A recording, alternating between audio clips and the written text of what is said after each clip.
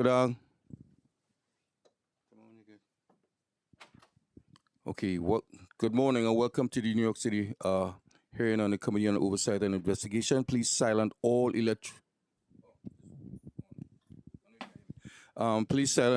electronic devices at this time. Also, please do not approach the dais. If you can't, it's on, ma'am. Just can't hear up front. If you have any questions, please raise your hand, and one of us, the Sergeant at Arms, will kindly assist you. Thank you very much for your kind cooperation. Chair, we're ready to begin. Good morning. I'm Gail Brewer, and I am here, Committee on Oversight and Investigations. And before we start, I'd like to have the wonderful General Counsel swear in our individuals. But first, I'll give my opening statement. This hearing is called to order. Good morning. Can everyone hear me? Is it okay? Okay. Yeah, I think that I have to say I don't think the mic is working. So.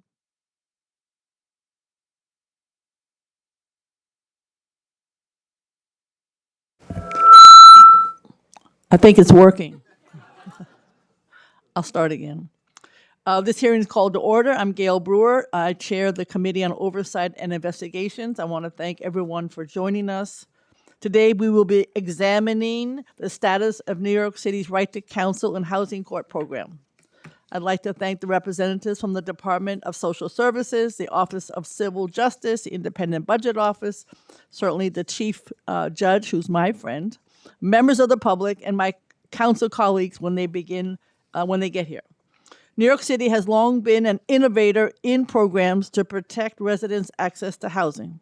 From our right to shelter law, Nycc's largest in the nation's public housing portfolio, extensive mixed income affordable housing developments, and robust tenant protection laws, New York does more to keep tenants housed than most states or cities in the country.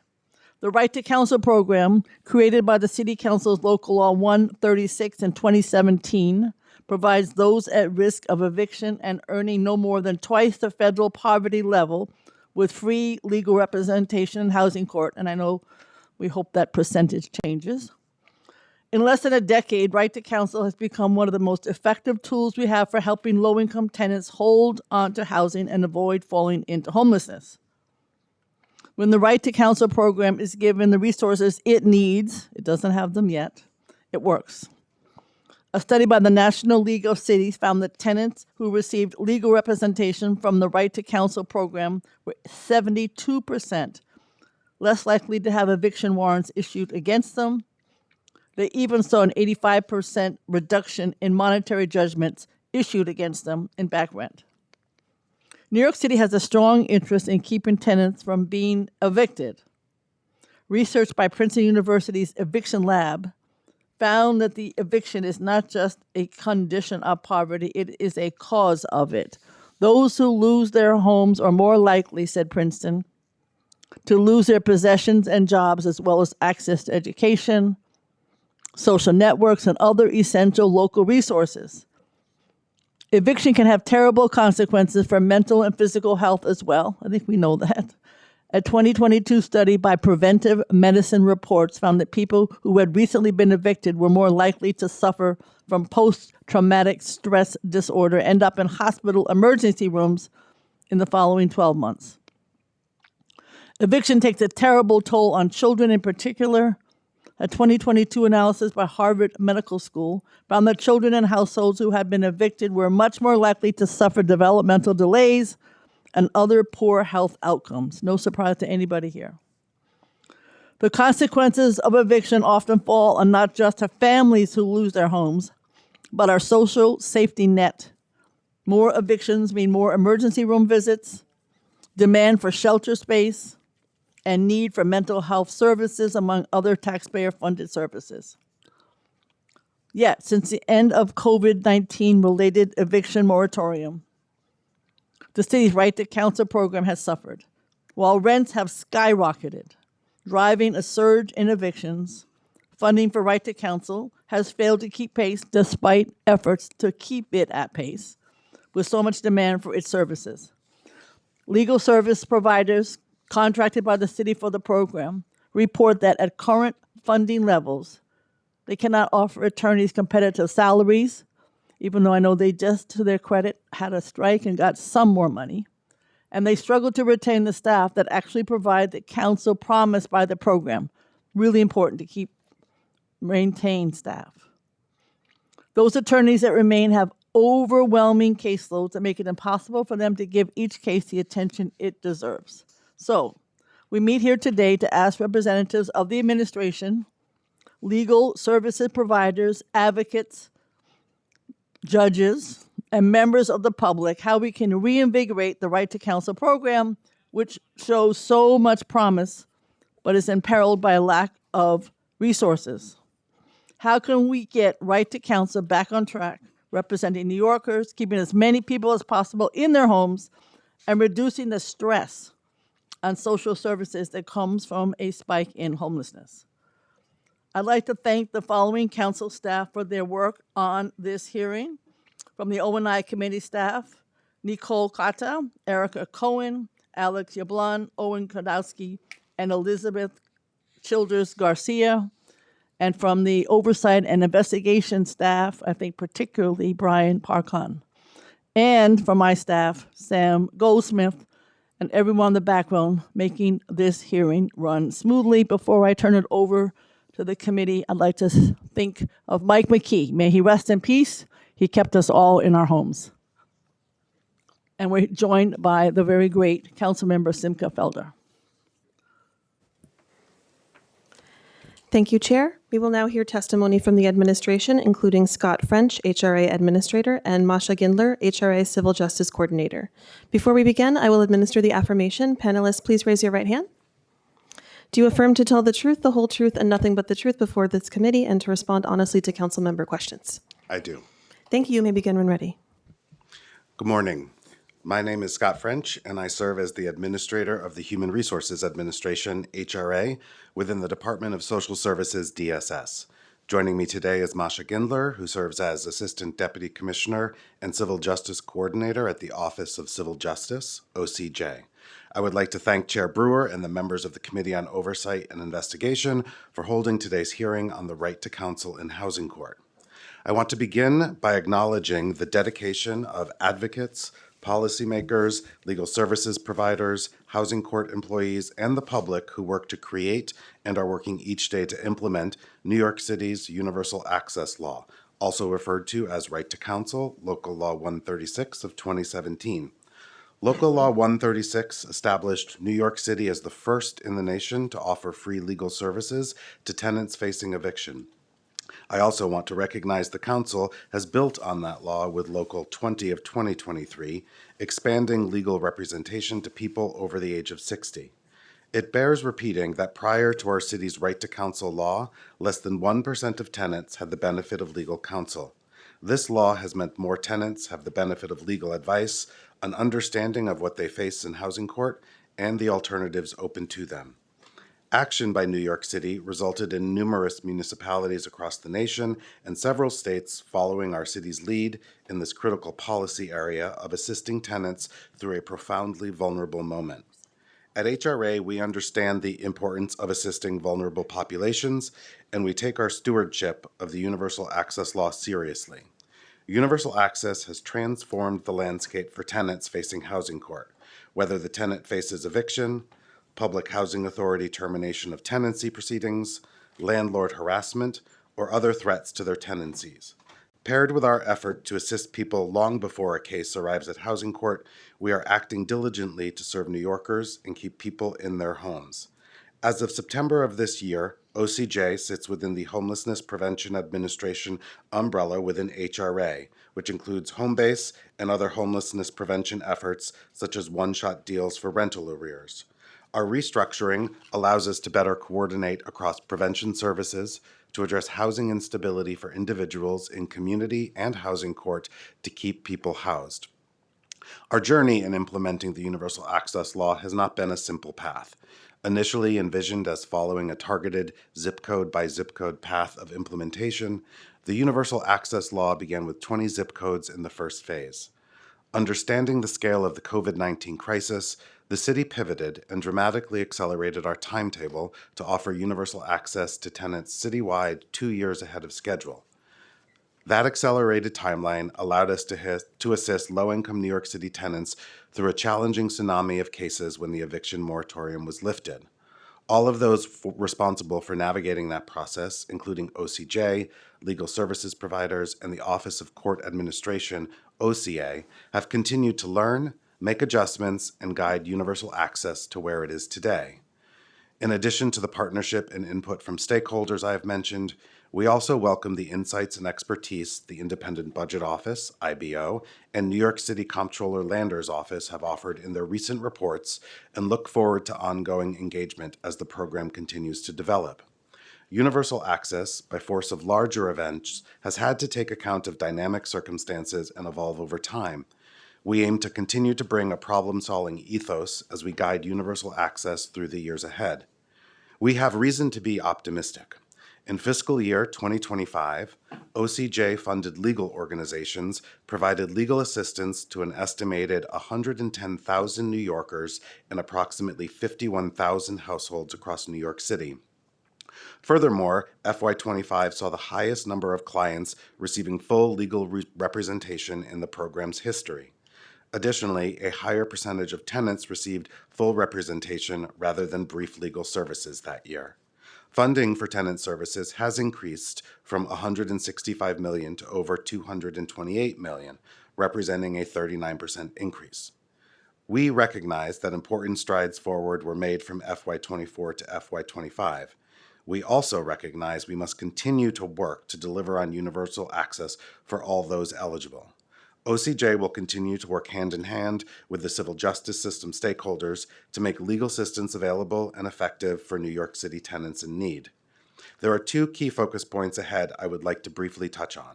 First, we anticipate publication of our next 5-year strategic plan in the spring of 2026. This strategic plan will incorporate stakeholder input, lessons learned from the challenges Right to Counsel has encountered, and build upon recent successes. A second key focus point ahead is our planning for the next round of legal services provider procurement. At present, we are in the middle of a 3-year contract in which it is difficult to make large changes, but we will be approaching this procurement process for the next contract early in the new year. We aim to be thoughtful and intentional as we plan the procurement process. In addition to being sure tenants receive the legal services they deserve, we have to be mindful of being judicious stewards of the city funds we invest in making universal access a reality. That process includes hearing from IBO and the city comptroller's team, as well as hearing from stakeholders, including the council. Both the 5-year strategic plan and the procurement process aim to take into consideration prior pain points and community feedback to further evolve the program to support the overall goal of providing full representation to those in need of the service, while also addressing some key challenges, including staff attrition, caseloads, and pay equity. We welcome your questions. Thank you very much. We've also been joined by Councilmember Morano. Thank you very much for joining us. I guess one question, is this the first time that you've done a strategic plan, or is it, have this happened before? Because that's a good idea.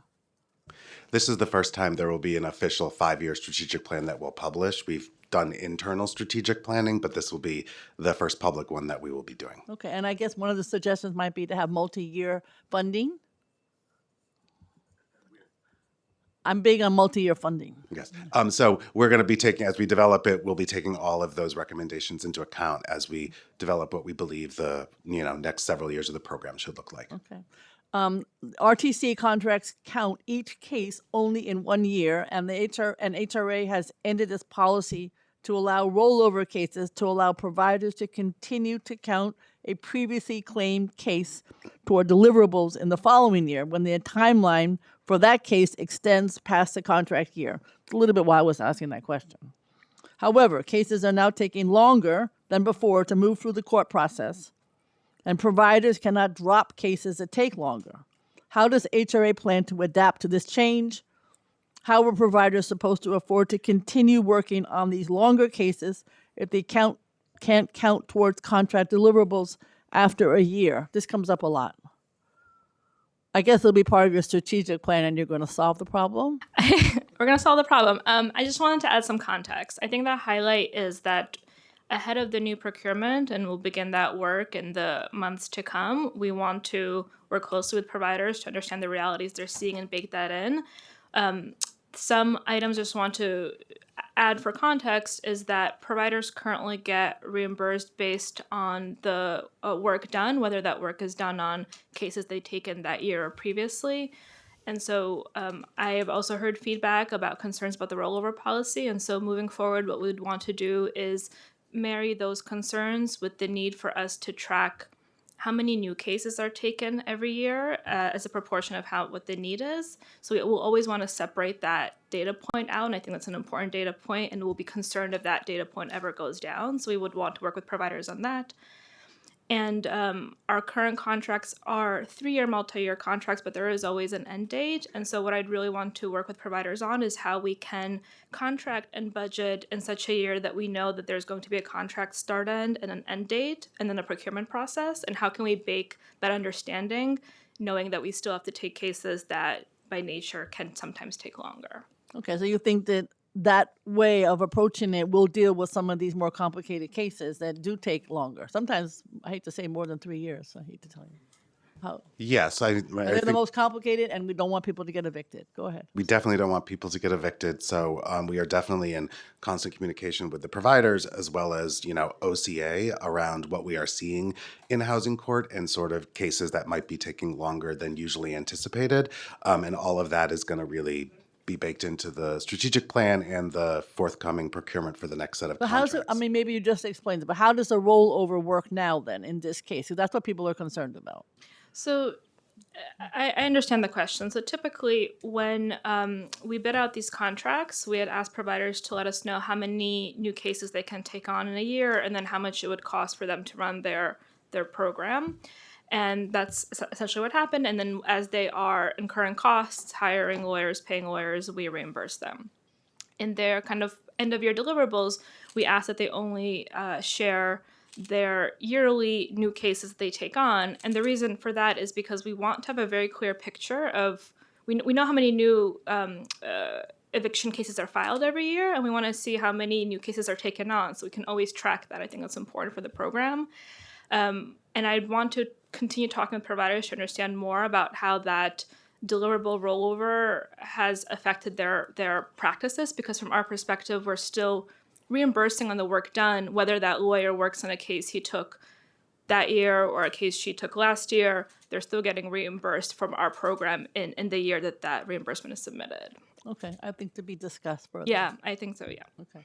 Obviously, we have a federal person in the White House who's making life miserable. How does HRA anticipate more cases, eligible ones, over the next year as low-income households start to see the impact of federal cuts? And obviously, there's many federal cuts that are anticipated, and you have to deal with all of them. But in terms of this situation, what are your plans? It's hard to plan, I understand. So, Frightening. yes, it is. There's definitely a lot going on at the federal level that is very impactful for the people we serve, that can impact people's housing stability. So I think some of the things we're also trying to really understand this year, which I think is really important, is to get a much better sense of the number of cases currently going into housing court that are actually eligible for right to counsel, full representation. And we really do believe that this year we are going to be in a place where we're sort of the closest we've been since then to having like a real data point, rather than having to sort of estimate based upon other factors, based on data we've gotten from the Office of Court Administration, which will also then give us a much better sense of what is the representation rate of those currently being served. I think that volume will help us sort of model out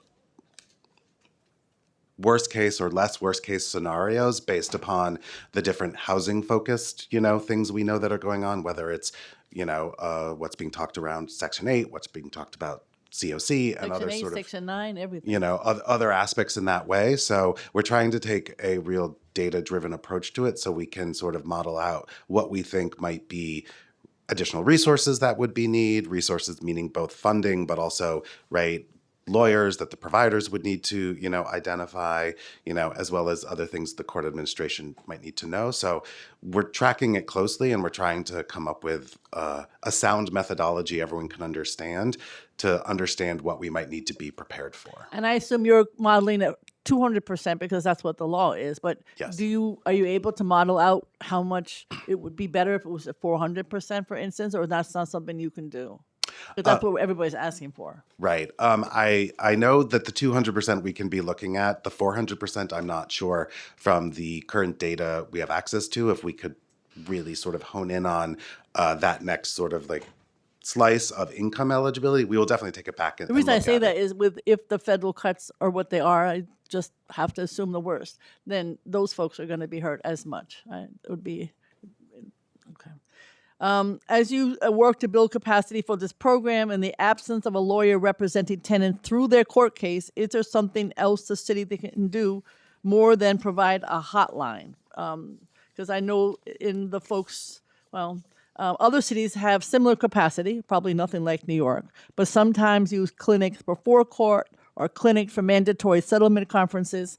And I know you've been trying to do this in a pilot in Brooklyn. So I just was wondering, again, I'm scared to death about what our future could hold.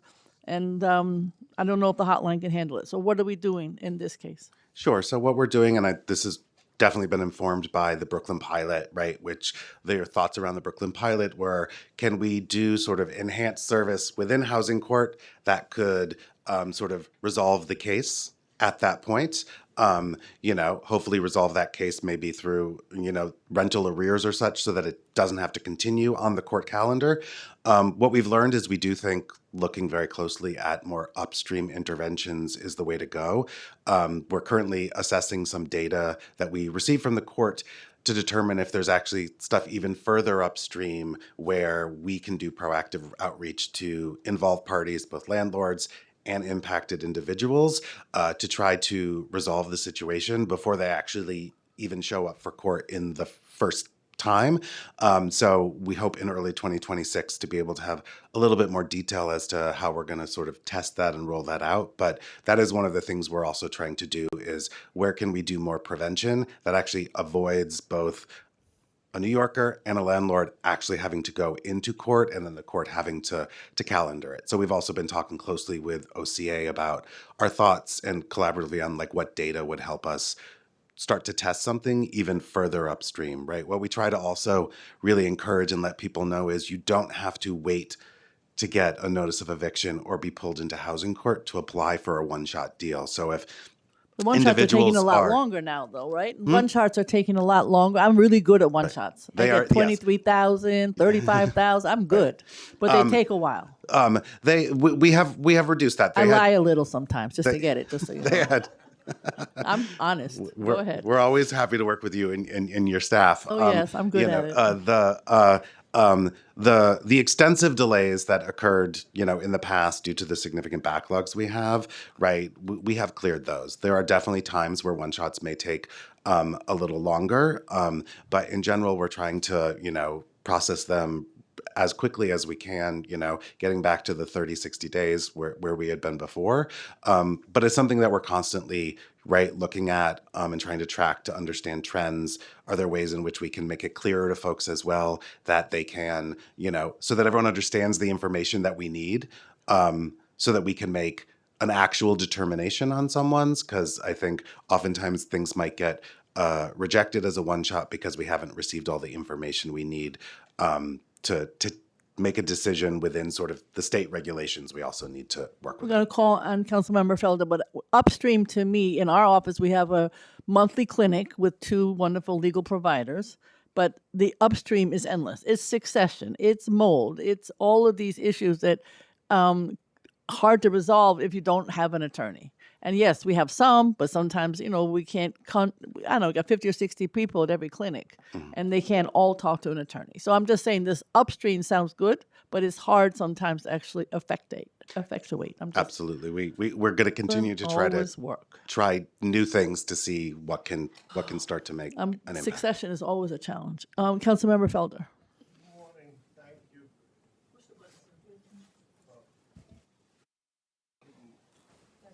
Good morning. Good morning, and thank you. I might, part of it might be repetitive because it takes me a long time to understand things. He's kidding. He's brilliant. I just want to correct that statement. Thank you. I have never been called brilliant by anyone, but thank you. So I'll ask two questions so you don't have to, break in between.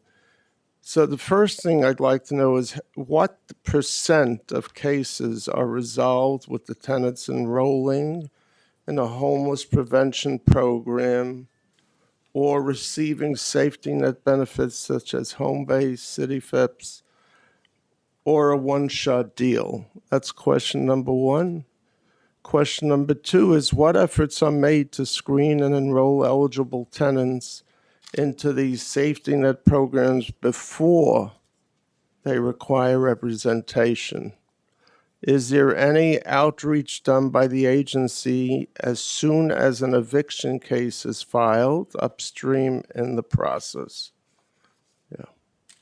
Sure. So, on your first question in regards to what percentage of cases are resolved, we'll have to get back to you on what data we do have. I don't think we have data to that extent that you've been sort of looking at. I think we believe with this past fiscal year, we will actually be able to provide much more transparent data as you're asking because of work we've been doing with OCA to be able to better track, right? Outcomes and outcomes related to connecting people to different services. What I can say is the efforts to connect individuals to safety net programs within Housing Court. We also have staff from our Homelessness Prevention Administration rental assistant unit there, where we will refer individuals to those staff who can cover a variety of different social service safety net programs individuals may be eligible for, determine if they're enrolled already or if they're not enrolled already. That will include also referring them to Homebase, and other services, whether it's a one-shot deal or other benefit programs individuals may not currently be connected to, but we believe might be eligible to. So we do that in Housing Court. Our home-based providers also do that when individuals connect with them. And then we also do through our Office of Community Outreach. We do lots of outreach within communities to sort of reinforce these messages and make individuals know the variety of programs that we have and how they can apply to them. I think one of the key helps in that way as well, like the New York City benefits program partnerships that we have with CBOs across the city. Their jobs are also to really focus on their local communities to make sure that individuals know they can reach out if they are having any challenges, but also how to connect them to services and supports that can, help maybe intervene before getting to a housing court case. We're also always happy to work with council members to do, specific outreach efforts with you all and welcome any other ideas you might have for us to consider. I think you tried to answer the first question, and I find it interesting that you don't have the numbers with you this morning. You described the wonderful work that you're doing and repeated my question, Sure. which is a good thing. So that made sure that I understood what I asked you. But in terms, I don't understand why you don't have the percentages. So what I have is the number of people who OCJ served in the last year. I don't have the data here on, connecting the number of people who were connected to different services we have that then helped resolve their particular OCJ case. We're going to have to go back and look at the data we have to see what we can provide at this point. It is something we're working towards. It's something we want to be able to do because we want to be transparent. It also gives us a much better insight into how the programs are working. So I didn't intentionally mean to be evasive on that. It's just I don't have that data that sort of connects to other services. And I just want to add some color to that. There's kind of two ways for us to get to that data set you're asking for. I think one way is to ask providers to report on how, when they resolve cases, how they've resolved them, and that would add an administrative burden. And we already hear about a lot of the reporting and administrative burdens. So that is, plan C if we can't figure something out. But what we're working on is to build a data match that will allow us to better understand who's coming through our program and use the information we have to match with the other side of the house about who's getting programming and hopefully get to that data. That match is not simple because we don't have like a unique identifier, and so it's just going to take some time. So I just wanted to add that color to explain why the numbers aren't just sitting at our desk and we're not reading them out. Well, if you don't mind, once you have the data, if you can send it to the chair, and maybe my colleagues might be interested in the information as well. Absolutely. And what was the answer to the second question? I mean, you said, you just, is it that you have agencies and others doing what I asked you about? We have a combination of our staff, right? So HRA staff who are not OCJ staff who work in the homelessness prevention unit are housed in housing court. So they can be referred there by judges or others. And those staff will assess individuals to understand what programs they are connected to, identify if there's programs that they're eligible for that they haven't applied to and help them, or make referrals such as to home base. And then there are also, yes, CBOs in the community that we work closely with who also do similar things and or make referrals back to us so that we can appropriately guide people. Thank you very much.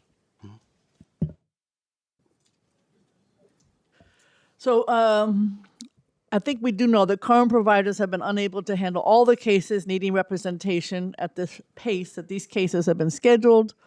And the RTC legislation specifies that the organization providing legal services must be a nonprofit with the capacity to provide services, which makes sense. But do you have plans at all to make funding available to private attorneys or those agencies who might be looking to start a new eviction defense practice? We've heard from advocates that OCJ is contracting with private parties to address this backlog. And I must admit, then I ask, how does OCJ ensure quality assurance of these entities if that's true? We are not contracting with any Nobody is in the city. private attorneys. Nobody at all. I can speak for. I know, but you're one administration. Our You're one providers. I can speak for the OCJ providers. Right. They are all nonprofit organizations. So no, not HRA, not nobody is OCJ. Okay. I don't want to. I can't definitively speak for other agencies that oversee, the provision of legal services, as I don't know all of their providers. But I can say for us, we are only contracting with CBOs at this And time. what's the number of nonprofit providers that you are contracting with? How many? There's around 13 organizations. Some of them have subcontractors that increase that number. Okay. 13, around 13. Around 13. Is it specifically a staffing shortage that's impacting a renter's right to counsel? Or is it coupled with the fact that an unprecedented number of cases are being brought upon residents at this point? And of course, you can add the cost of rent, which is just equally a problem. It's really compounding right now. It is a combination of many factors, right?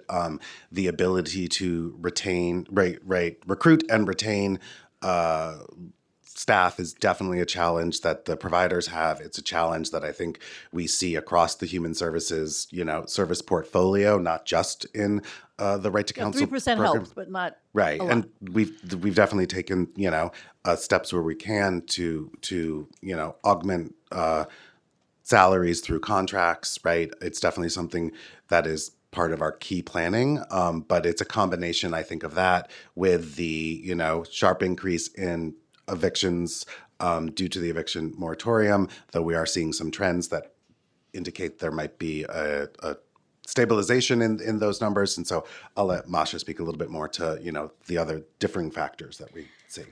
Yeah, so right after the eviction moratorium ended, we saw an influx of the backlog of cases. Last fiscal year is the first year that we saw the number of new cases filed go down.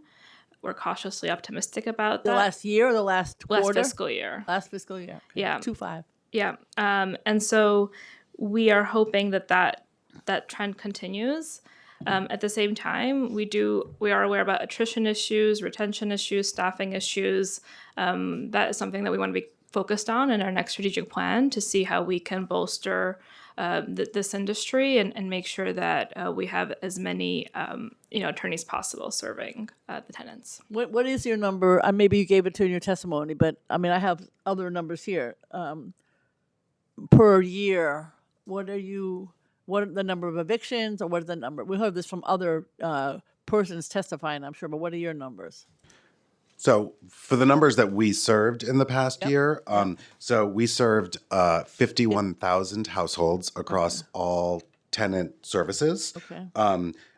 Within that, which represents, it's a 53% increase over the prior fiscal year, and represents a 41% increase in tenants, individuals receiving eviction specific related services, as there's some other tenant related legal services that we provide.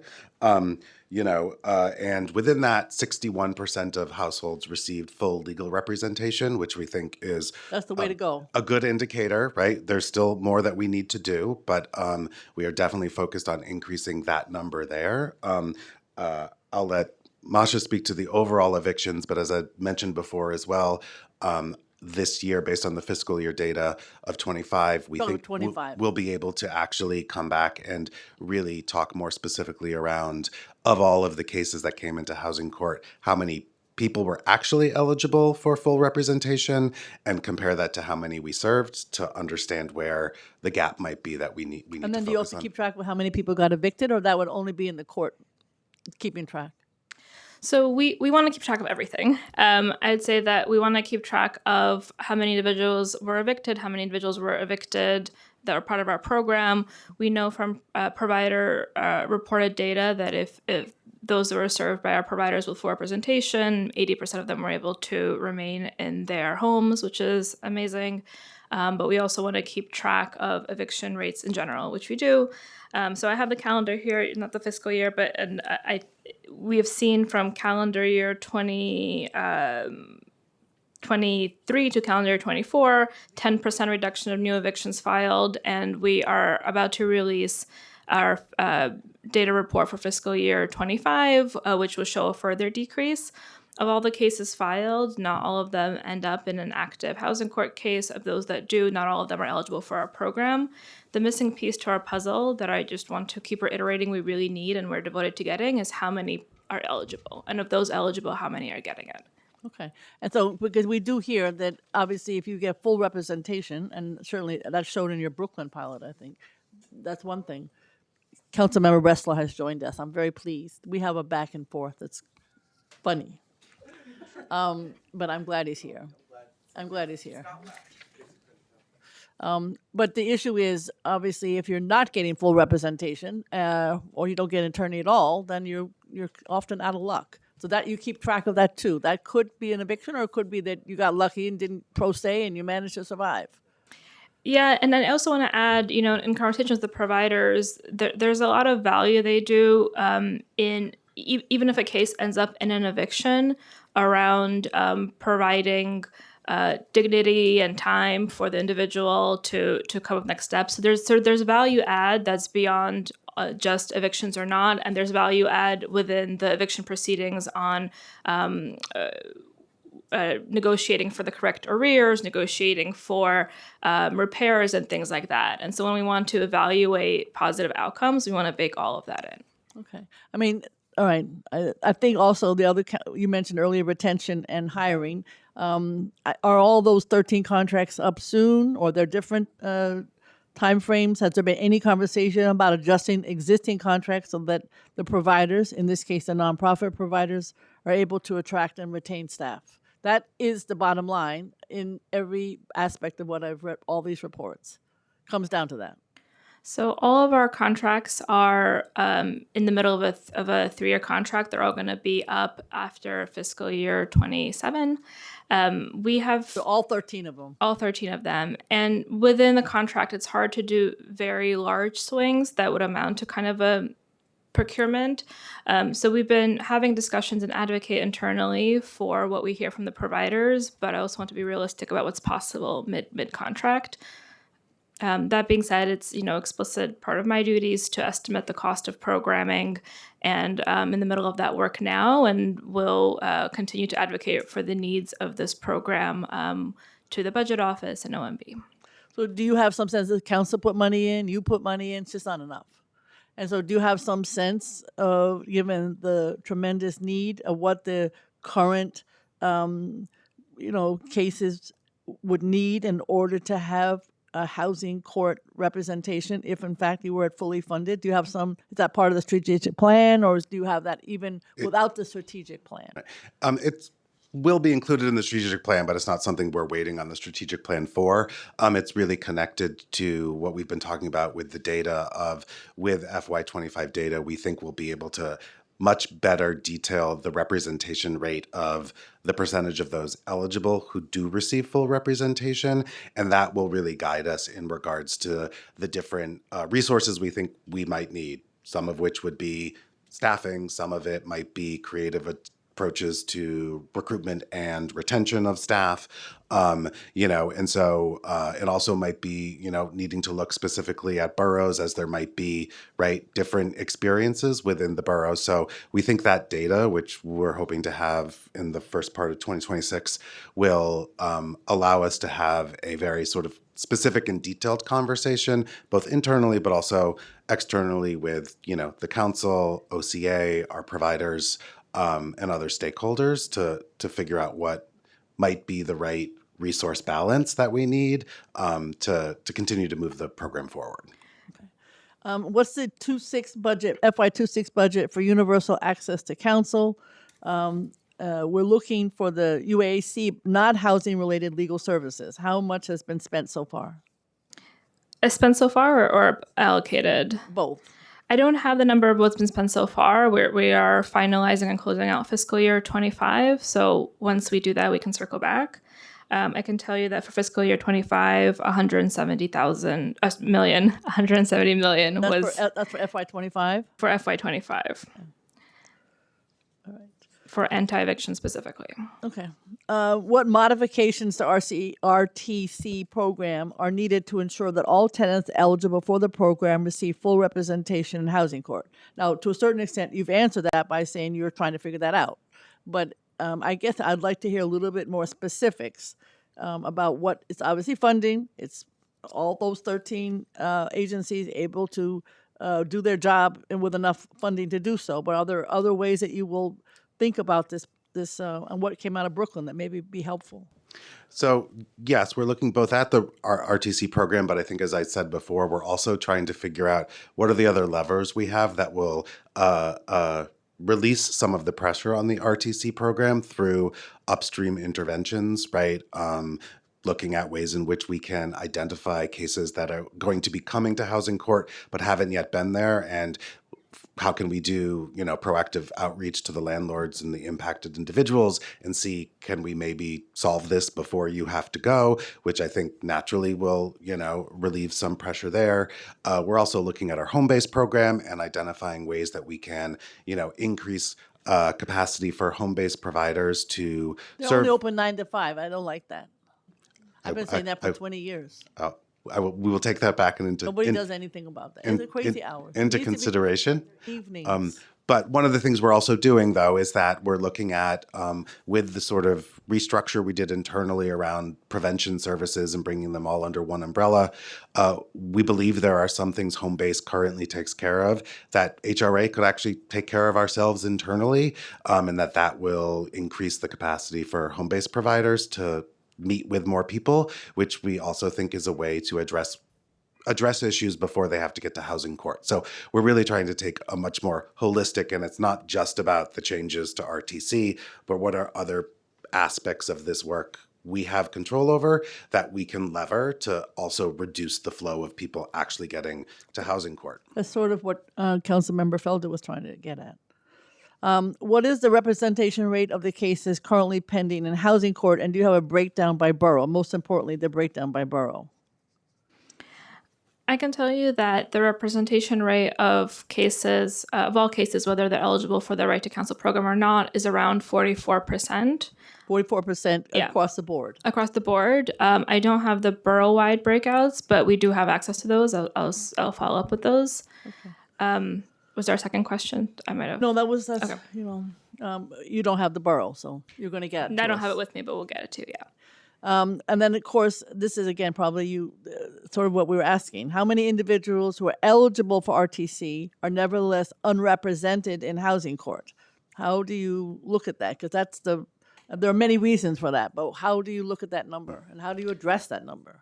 So that is really what we are currently assessing the data of FY25 to actually be able to specifically cite that number and point to the data. Up until this point, I think the numbers that have been out there have been estimates based upon certain factors, but we do believe we're actually in the place where we can talk real specific data around that, and that will identify for us, right, what's the overall gap. But I think also, as you said, let's look at like borough-based gaps, and are there differences between the boroughs that will really impact the ways in which we think about planning and where we think resources are most needed to, try to get a much more consistent rep rate across the city. So we're hoping in, 2026 or first part 2026, we'll be able to have that data. We'll share it obviously with you all because it will also inform our strategic plan quite a bit. Because we'll be able to, for the first time. Yeah, I mean, even the specifically boroughs, do I that. assume I know 111 extremely well, but I don't know the other boroughs. There's always ADA issues. Even that, doesn't endear people to participating because it's an uncomfortable situation to be in the court where you're located in the hallway and so on. Is that something that you're looking at, or is that DCAS and you have nothing to do with that? The courthouses themselves. Who's focused on that? I think we're focused on it. I know that OCA is focused on it, and I know the providers are focused on it. And They're very focused on it. The providers. Yeah, and I'm glad you bring it up because I think that those kinds of changes in courthouses that we are kind of started discussing, will continue discussing, will have a huge impact on how many people are served, and will be a big component of our strategic plan. So what are the serious factors that are causing there to be a lack of representation? When we talked, our wonderful investigative staff at the courthouse recently, it was everything from I didn't know I could get a lawyer, I don't know how to get a lawyer, language issues, etc. So I mean, those should be able to be addressed. I think, and they will be. Our focus is to understand, of all the evictions filed, how many individuals are screened, and of those that are not screened, how do we get that number as close to zero as possible? And of those that are screened, how many are eligible and then referred to services? That is our primary focus for this fiscal year because that is the data around which everything else will depend on. Okay, I mean, and given the housing situation, if you lose your apartment, good luck on getting another one. It's impossible. So it's got to be figured out. Could you share a breakdown of how many multi-occupant cases have been determined not to need multiple legal counsel? Do you have that data? I don't have that breakdown. That is an interesting breakdown. I will see what we can do and come back. I'm going to call on my friend, Council Member Lincoln Ressler. I hope that everyone's listening. These are the nicest things that Gail has ever said about me. That Chair Brewer. Gail is fine. I like Gail. That's it. But as always, Chair Brewer, you do a great job, and it really is an honor to get to serve with you. And I want to thank the HRA team for being with us today. Administrator French, you are always responsive to our office's concerns and the issues we raise, and I really appreciate it. And Masha, I did not realize you were in this job. When did you start? 6 months ago. Well, congratulations. In all my experience working with you, you are somebody who really gets things accomplished. So we need somebody like that in this role because I personally have been just disappointed by the outcomes from this office and our, I think, inadequate results in meeting the vision of Right to Counsel. So I am hopeful that, over the course of the months ahead, I'm sure there's already a bunch of progress that you can share, and I appreciate reviewing your all's testimony. I just want to maybe start a little bit at the staffing levels. I'm not going to go, I'm interested in going through all of HRA staffing levels, but I will spare that today, Administrator French, and let's just focus on OJC. So what are the current staffing levels in the Office of Civil Justice? How many lines are allocated and how many lines are filled? I think the last time we asked you about this on the record, there was like a 50% vacancy rate, so I'm hopeful that you have some progress to report. Yes. The vacancy rate right now is 30%, but I can also say we are actively in the hiring process for many positions. And as an agency, we prioritize, bringing on staff into the OCJ program. I believe it's a total of, I'm not sure, Masha, do you want to talk to, I think it's about 50 total positions in the unit. Number again? 50. 50. So a 30% vacancy rate on 50 people. I mean, you got 38 people there, with 35 people there. What is the numbers? 35 people. So we have about 50 lines, and we are currently actively filling about 7 additional lines. And how many lines are currently filled as of today? As of today, the 50 lines are filled. 50 lines are filled, Yeah. not vacant. Yeah, not vacant. And so there's a 30% vacancy rate above and beyond the 50 lines. Yes. So you have 80 lines total or something like that? No. Sorry, I'm confusing myself. I can tell you that we have 50 lines currently filled, and that we're hiring for an additional 7 lines. I don't have the percentage in my head, but that's that. Additional yeah. lines that are Yeah. vacant beyond that. But the 30% vacancy rate is of the total headcount in the unit. Yes, but I just wanted to. The numbers are filled as updated, so I just wanted to. I think what I have is the latest. Use that. The percentage might Can be. we just get follow up in writing? Yeah. I want to make sure we have Yep. it, because I think this was 2 years ago. It must have been pure. I don't remember. We had a hearing with Chair Ayala on this, and was deeply concerned about the 50% vacancy rate there. Sounds like some progress, but still we have a ways to go. Our assessment for the RTC contracts for FY25 through FY27 anticipate funding of about $408 million, if we have that correctly, to provide legal representation to 44,000 eviction cases annually. Are those numbers correct? That was what was in the RFX. So, based on providers' estimates and the filing numbers that we're seeing, we're looking at about 71,000 eviction cases annually. So, I should have done this before, but 44 out of 71, we're looking at 60, best case scenario, filling 62%, representing 62% of clients. That's our goal for this RFX for these next 3 years for representation in housing court. I want to add context to that. So, of the 71 cases in eviction court that you stated, I'm not sure where that number exactly comes from, but the truth is that not every case that is filed is eligible for right to counsel. What we desperately want to build the infrastructure to calculate is how many folks are actually eligible for the right to counsel program, so that we can make sure that all of them are represented. There are estimations that are floating around, but there's no definitive number, and that is because of changes operationally that we have made to be able to get that number. So starting in fiscal year 26, we'll be able to talk more about how many individuals actually are eligible for the program, and then look at how many we're actually able to serve with full rep. And then we'll be able to more accurately answer that question.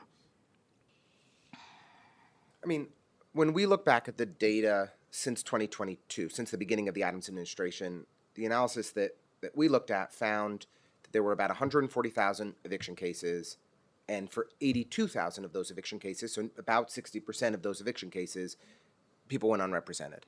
So the significant majority of tenants facing eviction in New York City are not getting the counsel that they need and deserve, and indeed that we have required by law that they have access to universal counsel. So, as we look ahead, you may be saying that, okay, if our numbers are accurate, anticipated 71,000 evictions per year, not all of those cases are eligible for right to counsel. But we're still talking about tens of thousands of people that are facing eviction on an annual basis that are not having the benefit of an attorney. And the data we all know is that if that tenant has an attorney, they are 1,000 times more likely, I mean, that's an exaggeration, but they literally 90-something% more likely to stay in their home and avoid homelessness. So this is both devastating for the family, but it's also economically short-sighted by the city. Why are we not looking to achieve universal coverage right now?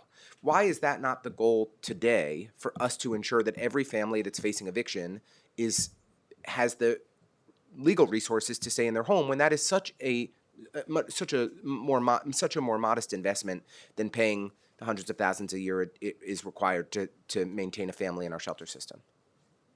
So that is a much broader and larger conversation, right? We are currently focused on making sure that we are appropriately implementing the law that was passed by the council, that the administration worked on closely, and making sure that we can achieve, right, the program as it is around 200% of the federal poverty level.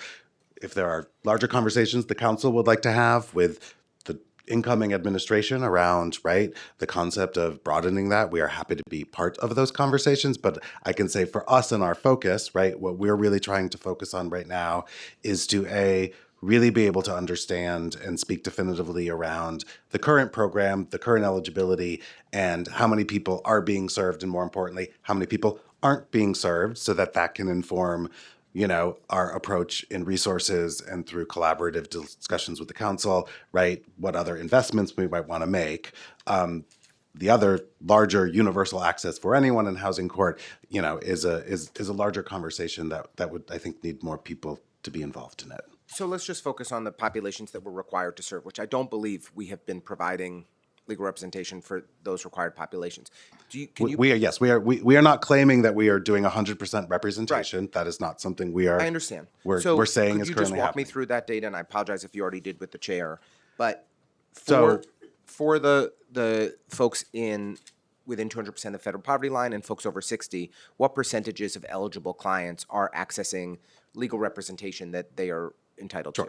So, as we sort of discussed with the chair, for the first time, we actually have access to data that specifically will allow us to assess that. All estimates up until this point have been estimates. We didn't have all of the data needed to make sure that to definitively identify.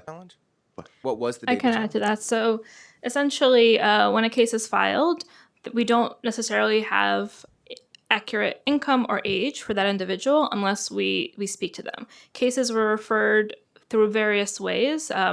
Within housing court, there was intake done by OCJ, there was intake done by providers, and there was cases coming in from other sources.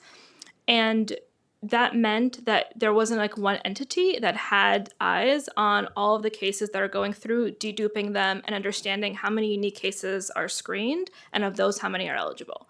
So we are in a place now where OCJ is doing is the primary central piece from which all screening goes through. And so what we are really dedicated to is developing a reliable methodology to evaluate of all the cases that are filed, how many are screened, how many are not screened and why, and how do we get that number down to zero. And of those that are screened, how many unique cases are eligible and interested in the program and then referred. Due to the way this program developed, it's something we would have loved to have in the beginning and we didn't. We're going to have it now. We're going to share it with you guys, with IBO, with comptrollers, with anyone that has a vested interest in this work, so that we can have clear eyes on what the number of eligible are, both so that we can serve all of them and to give legislature the information they need to talks about whether you ever want to increase that percentage. I'm happy to hear we'll have better data, recognize that anything having to do with OCA can be challenging. We struggle with them in downtown Brooklyn a great deal. But based on the estimates, what do you think we're doing for under 200% of the federal poverty line, and what are we doing for over 60 for? You could do the whole Adams administration. You want to do the last year, whatever's the most helpful data. So I don't want to make guesses. I do want to say I believe we have made strides, right? Fiscal year 25 over fiscal year 24 showed a 53% increase in the numbers of people actually served through tenant legal services, right? 40% of that, 41% of that, 40% increase also for those specifically receiving eviction-related services. So I believe we are making strides. I believe that it's really important that we complete this analysis that we have, and then we can speak specifically about where the gaps might be, right? We know that there are gaps, we understand that, but I don't want to make guesses based on sort of unreliable assumptions, here. I know You're you telling would us like me before to. we have good data, some period of months in the future, we've been spending hundreds of millions of dollars a year and have been unsure, just generally unsure about how we're doing at fulfilling the requirement in the law? Like you can't give us anything more than we're making strides? We can circle back with you on what else we might have, but I don't want to, right? I don't have definitive data to speak on A the follow-up specific letter rep, asking for right? those absolute specific. We didn't okay. do Yeah. that earlier. And Chair, have you gone through the timing on one-shot deals? You can give it again. I must admit, the quicker time, 30 to 60, which is what I think you said, is not what we're hearing. We're hearing that it's a much longer time frame. So, council member, if you want to ask, I Yeah, did ask, but I don't know. think it's the correct answer. I'll be honest with you. Okay. I mean, it says on the HRA website that we all know one-shot deals are absolutely essential for keeping people in their homes. We deal with constituents on a regular basis, weekly basis, that are in need of those one-shot deals to get through a tough moment and avoid like real catastrophe in their lives. HRA's website says, 30 to 45 days to process. It doesn't appear like we're anything close to that anymore. Our committee report is telling us that it's 10 to 12 months from the time an application is filed for funds to be distributed.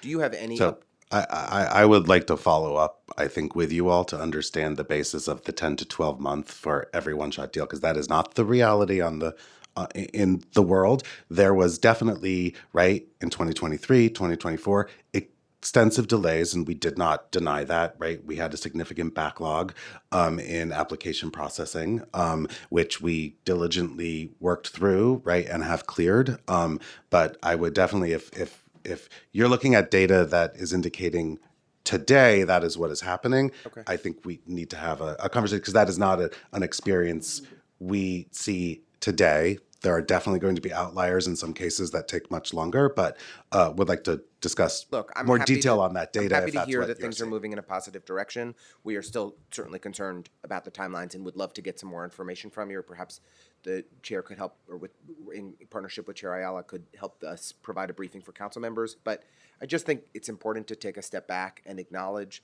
that these are the impacts on people's lives of Eric Adams' austerity budgets and his refusal to hire people in city government. And my understanding is that we're looking at about 1,600 vacancies across DSS right now, a 13% vacancy rate. But that's in addition to the nearly 1,400 positions that he's eliminated altogether. So we're talking about nearly 3,000 positions that are either vacant or have been cut since this man came into office. And when you don't have the people in place, you can't process the food stamps applications, you can't process the one-shot deals, you can't provide the support that is needed for tenants to get the representation that they deserve to be able to stay in their homes.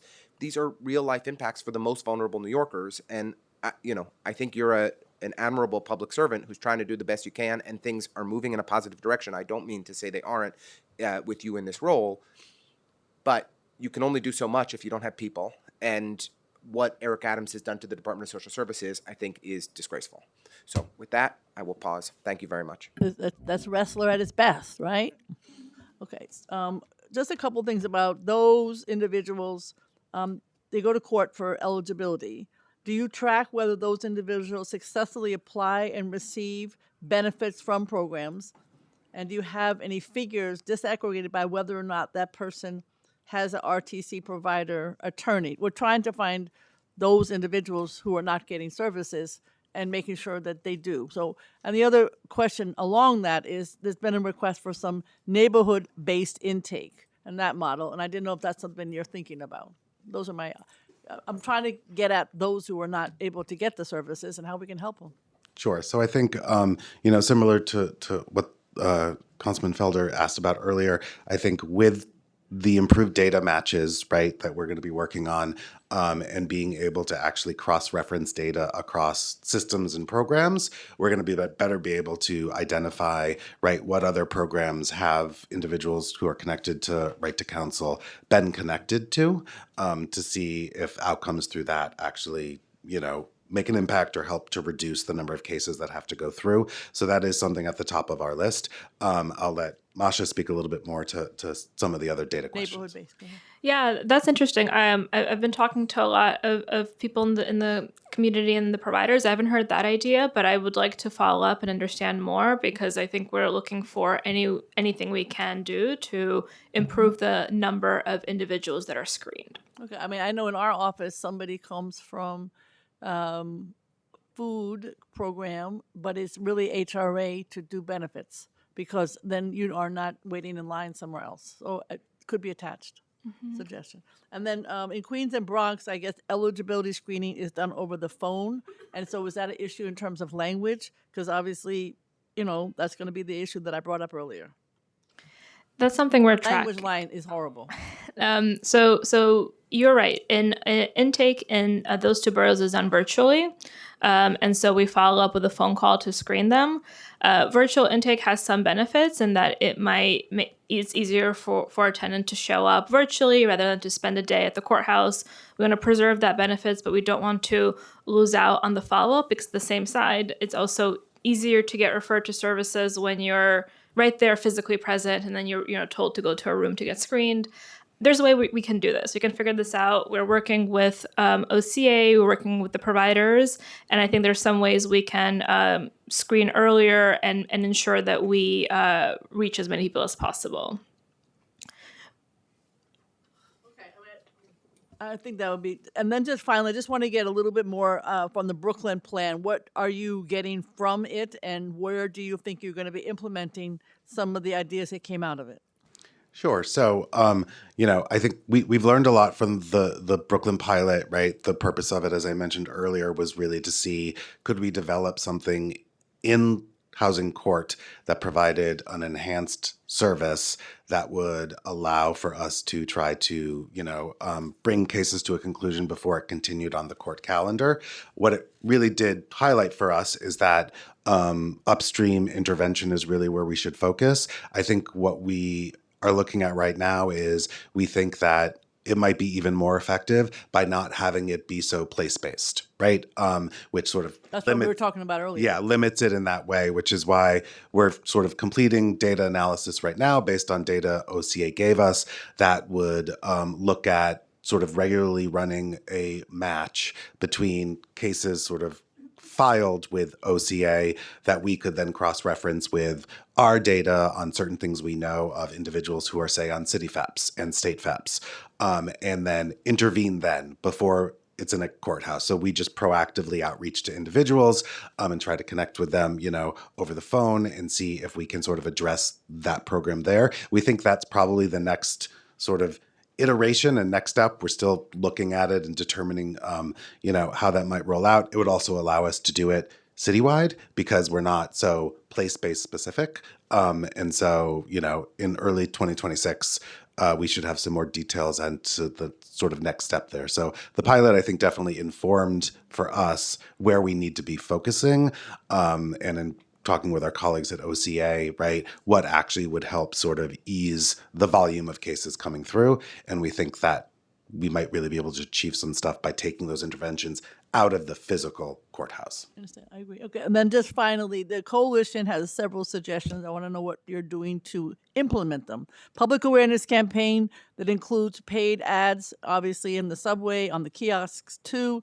ADA compliant hotline that tenants can call to get information, to schedule appointments with legal services. And 3, a web-based portal where tenants can go to check their eligibility and find information about legal services in their neighborhoods. Are 3 suggestions. Are you implementing any of them? I think those are 3 suggestions we will take into account as we The strategic plan again? the strategic plan, yes, but also the next procurement, right? Well, that's 2 years from now, sort of. So, but those are I definitely could 3 do things. all 3 of those right now. I'm just saying, this is just common sense community, coordination, maybe. All right. I mean, okay. I think I have many more questions. I'm okay though. Unless you have any others over there. No. Okay. Yes. Yep. Thank you very much, and we look forward to continuing to work with you, and we appreciate your honesty about this program and the needs. Thank you so much. Thank you very much. Thank you very much.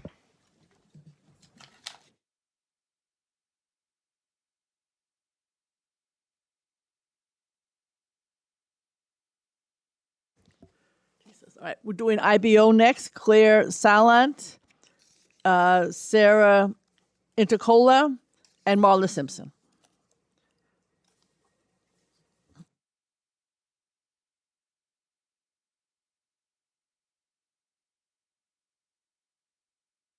We just, okay.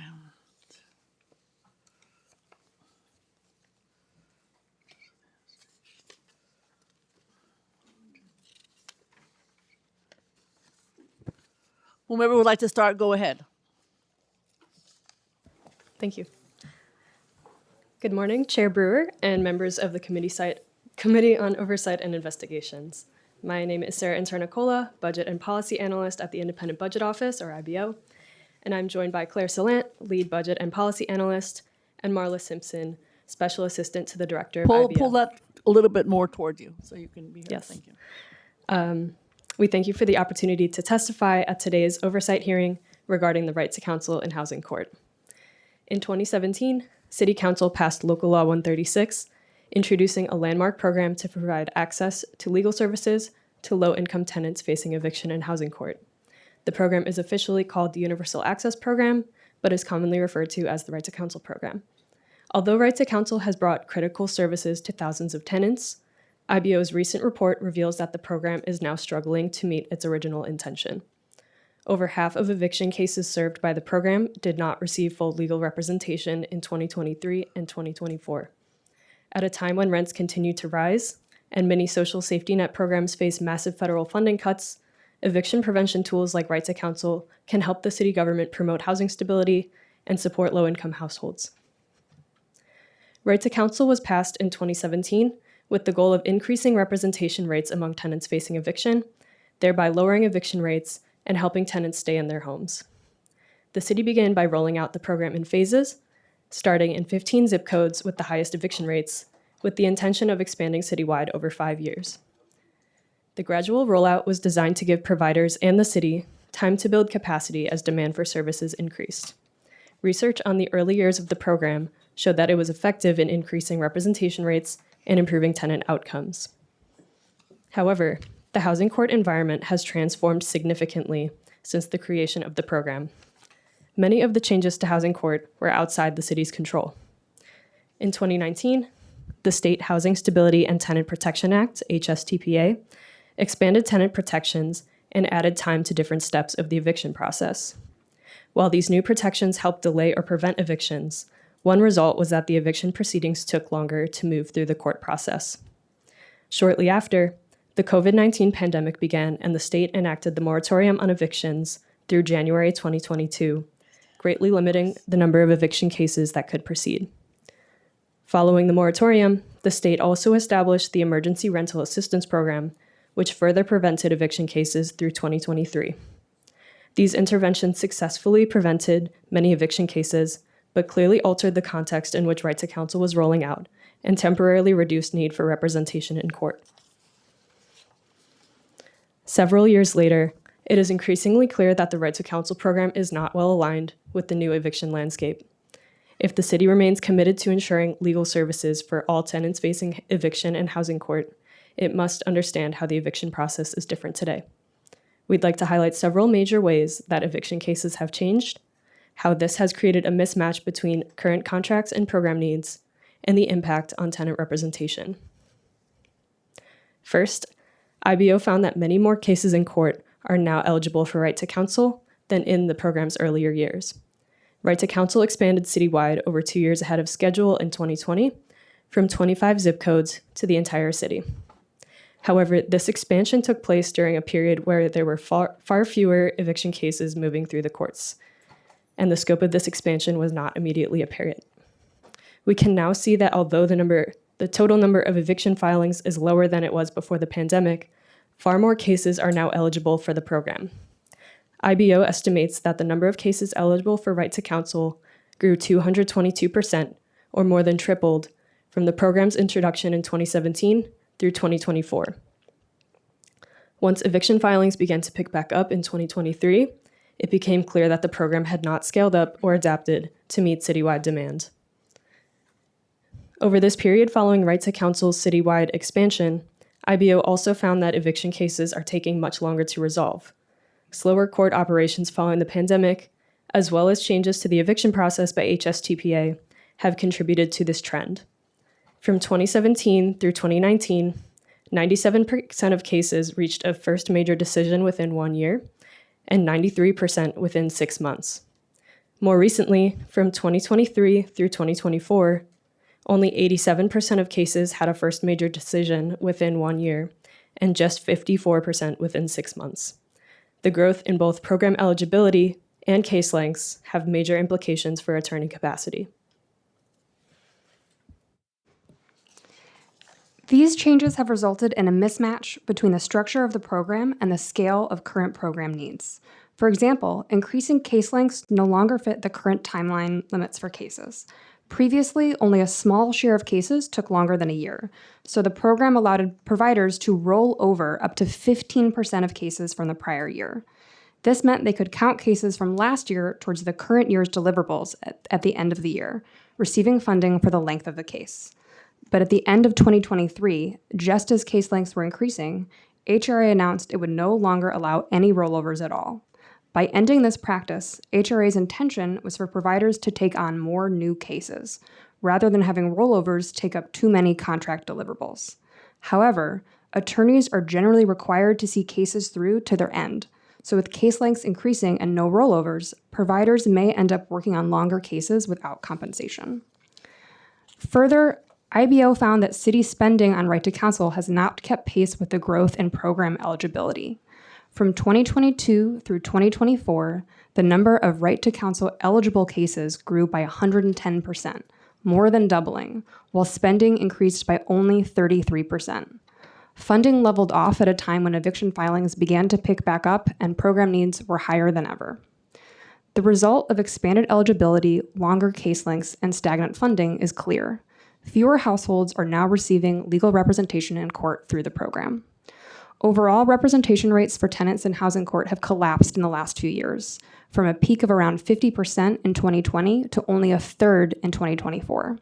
Specifically for tenants served by Right to Counsel, fewer households are receiving full legal representation, while more are receiving one-time brief assistance. From 2017 through 2019, 90% of tenants served by Right to Counsel received full representation, while only 10% received brief assistance. But in 2023 and 2024, over half of tenants served by the program received brief assistance and did not have representation in court. There are several other key factors that impact the program that we wanted to highlight. First, the new 2025 contracts introduced a performance-based component. Previously, all contracts were expenses-based, but now 10% of a provider's compensation is based on a performance scorecard, which is evaluated twice a year. While this was intended to increase accountability, it can be challenging for providers to budget when they don't know how much total funding they will receive. This uncertainty is exacerbated by late payments. In 2025, providers were unable to invoice for almost 3/4 of the fiscal year for services already performed. The city issued a second advance, but providers were still uncertain when invoicing would begin, which left them stretching advances or using other sources to cover payroll. Providers also have to figure out how to cover any costs they accrue related to these late payments, since the city does not reimburse for expenses caused by delays such as borrowing costs. The other major challenge for the program is staffing. The civil legal services field has faced significant issues with attrition and turnover due to high caseloads and lower pay than other legal fields. As staff leave, remaining attorneys take on cases left behind, which tend to be older and more complicated. Staffing turnover and increasing caseloads can create a cycle of burnout and thus even more turnover. So what now? The Right to Counsel program showed success in its early years with improved tenant representation rates and outcomes in court. Today, however, the program's goal of representation for all low-income tenants remains unfulfilled.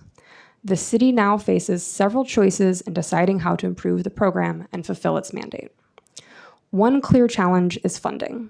Local Law 136 referred to this as a program to provide access to legal services, but expressly noted that its scope was subject to appropriation.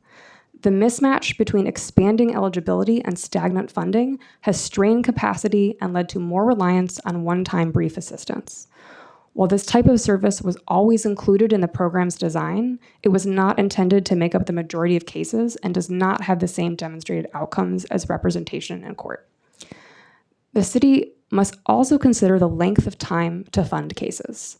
With a reality of longer case lengths, both provider organizations and individual attorney capacity is stretched further. Whatever its funded scale, the city should consider both how to prevent attrition and how to attract additional attorneys for the program to be sustainable. Finally, the housing affordability crisis continues to worsen, and many households will be impacted by federal changes to social safety net programs that help low-income families stay afloat, like SNAP or LIHEAP. It is likely the need for access to counsel in housing court will only continue to grow. Changes to the right to counsel program going forward should therefore consider both how to meet existing need and potentially increased future demand. We thank you for the opportunity to testify and are happy to answer any questions. Thank you. We've been joined by Councilmember Christian, who knows this topic better than anybody. And I do want to thank you for your report. I like paper, so I have a copy. But I also, I think you heard us earlier. We talked about funding. We talked about strategic planning. We talked about, needing more data. Councilmember Felder has some questions. We don't have it. We're going to ask for it. But I also, in addition to other fixes that you think would have an impact even without substantial funding increases. Obviously, upstream came up a lot, things that we can do to prevent, et cetera. But I just didn't know if you have some in your report. You did talk about this somewhat. I didn't know if you wanted to answer that question.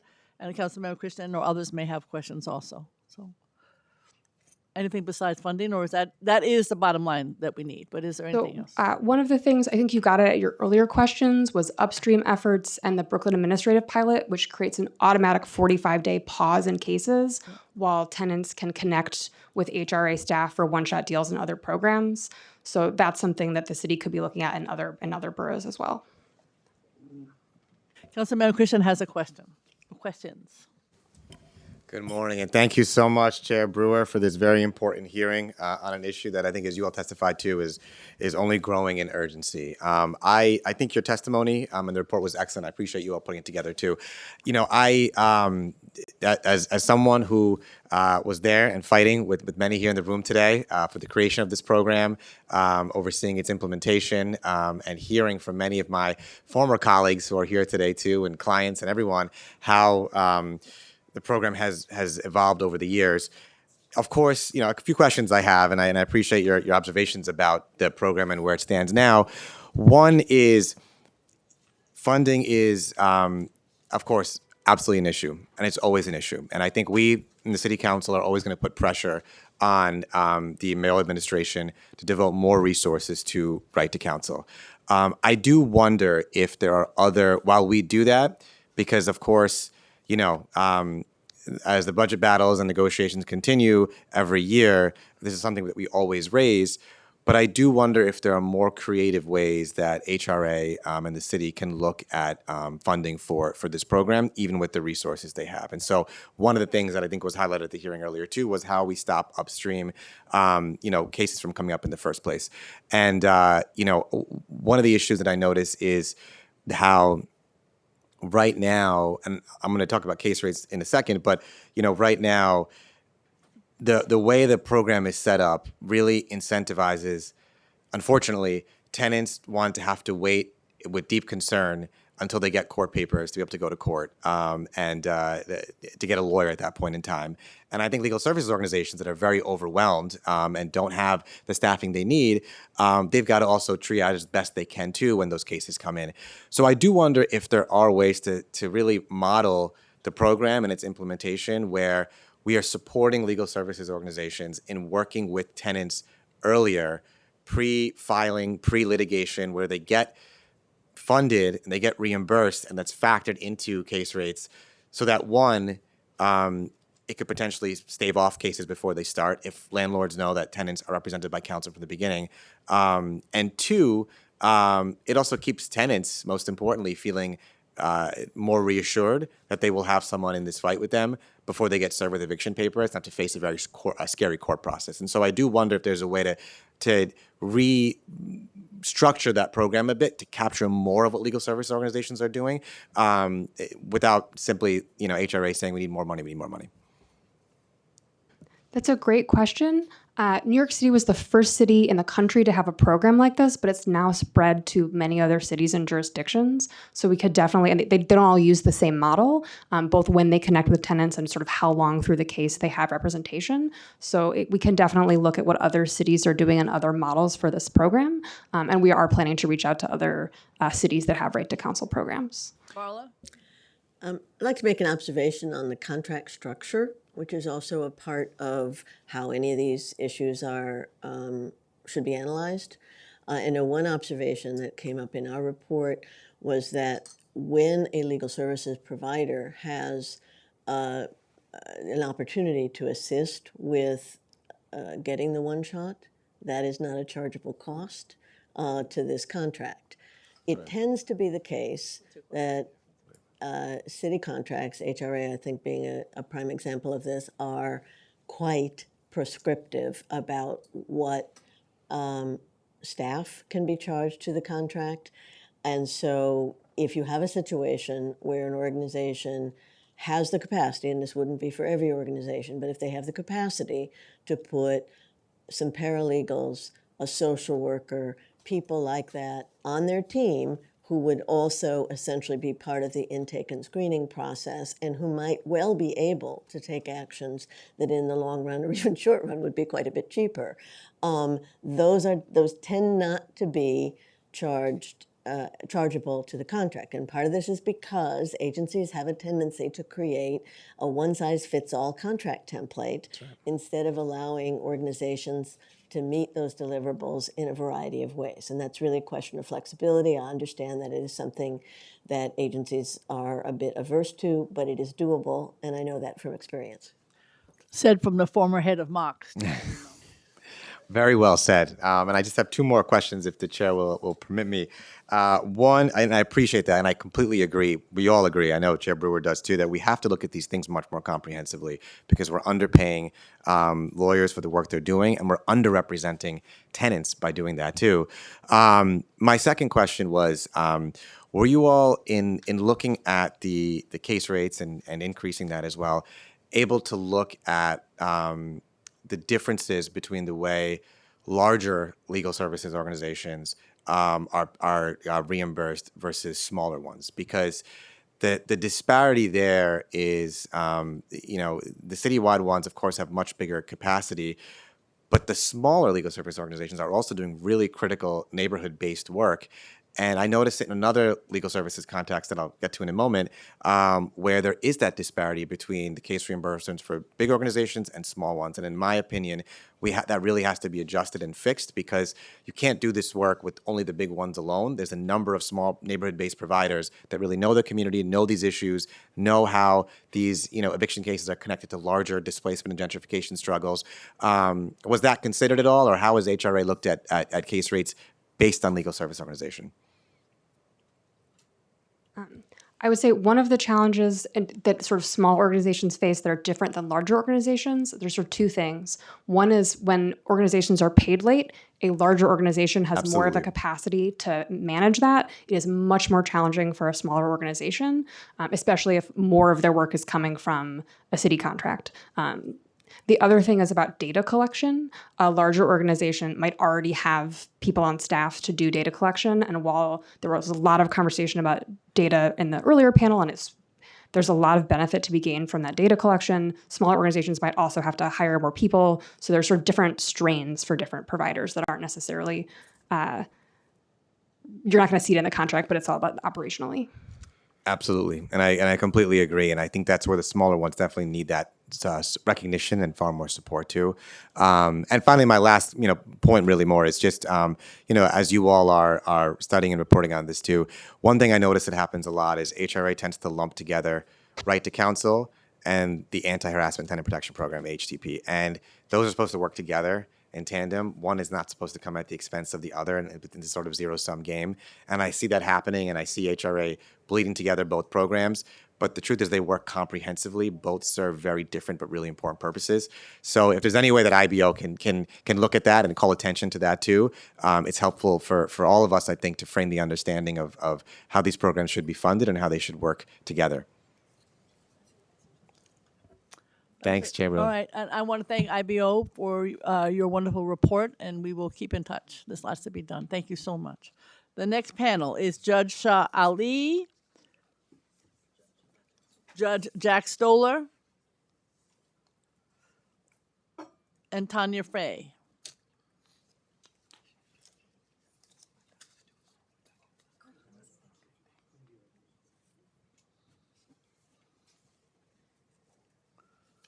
And thank you all very much for being here. That's a real honor. Whomever would like to begin, Judge Ali. Good morning. We call him Ryan's father. Thank you. Good morning, Chair Brewer, members of the committee. Thank you for the opportunity to appear before you today. My name is Judge Shah Ali, the Administrative Judge of New York City Civil Court. Joining me today to my right is Judge Jack Stoller, the Citywide Supervising Judge of Housing Court. And to my left is Tanya Fay, our Chief Clerk of New York City Civil Court.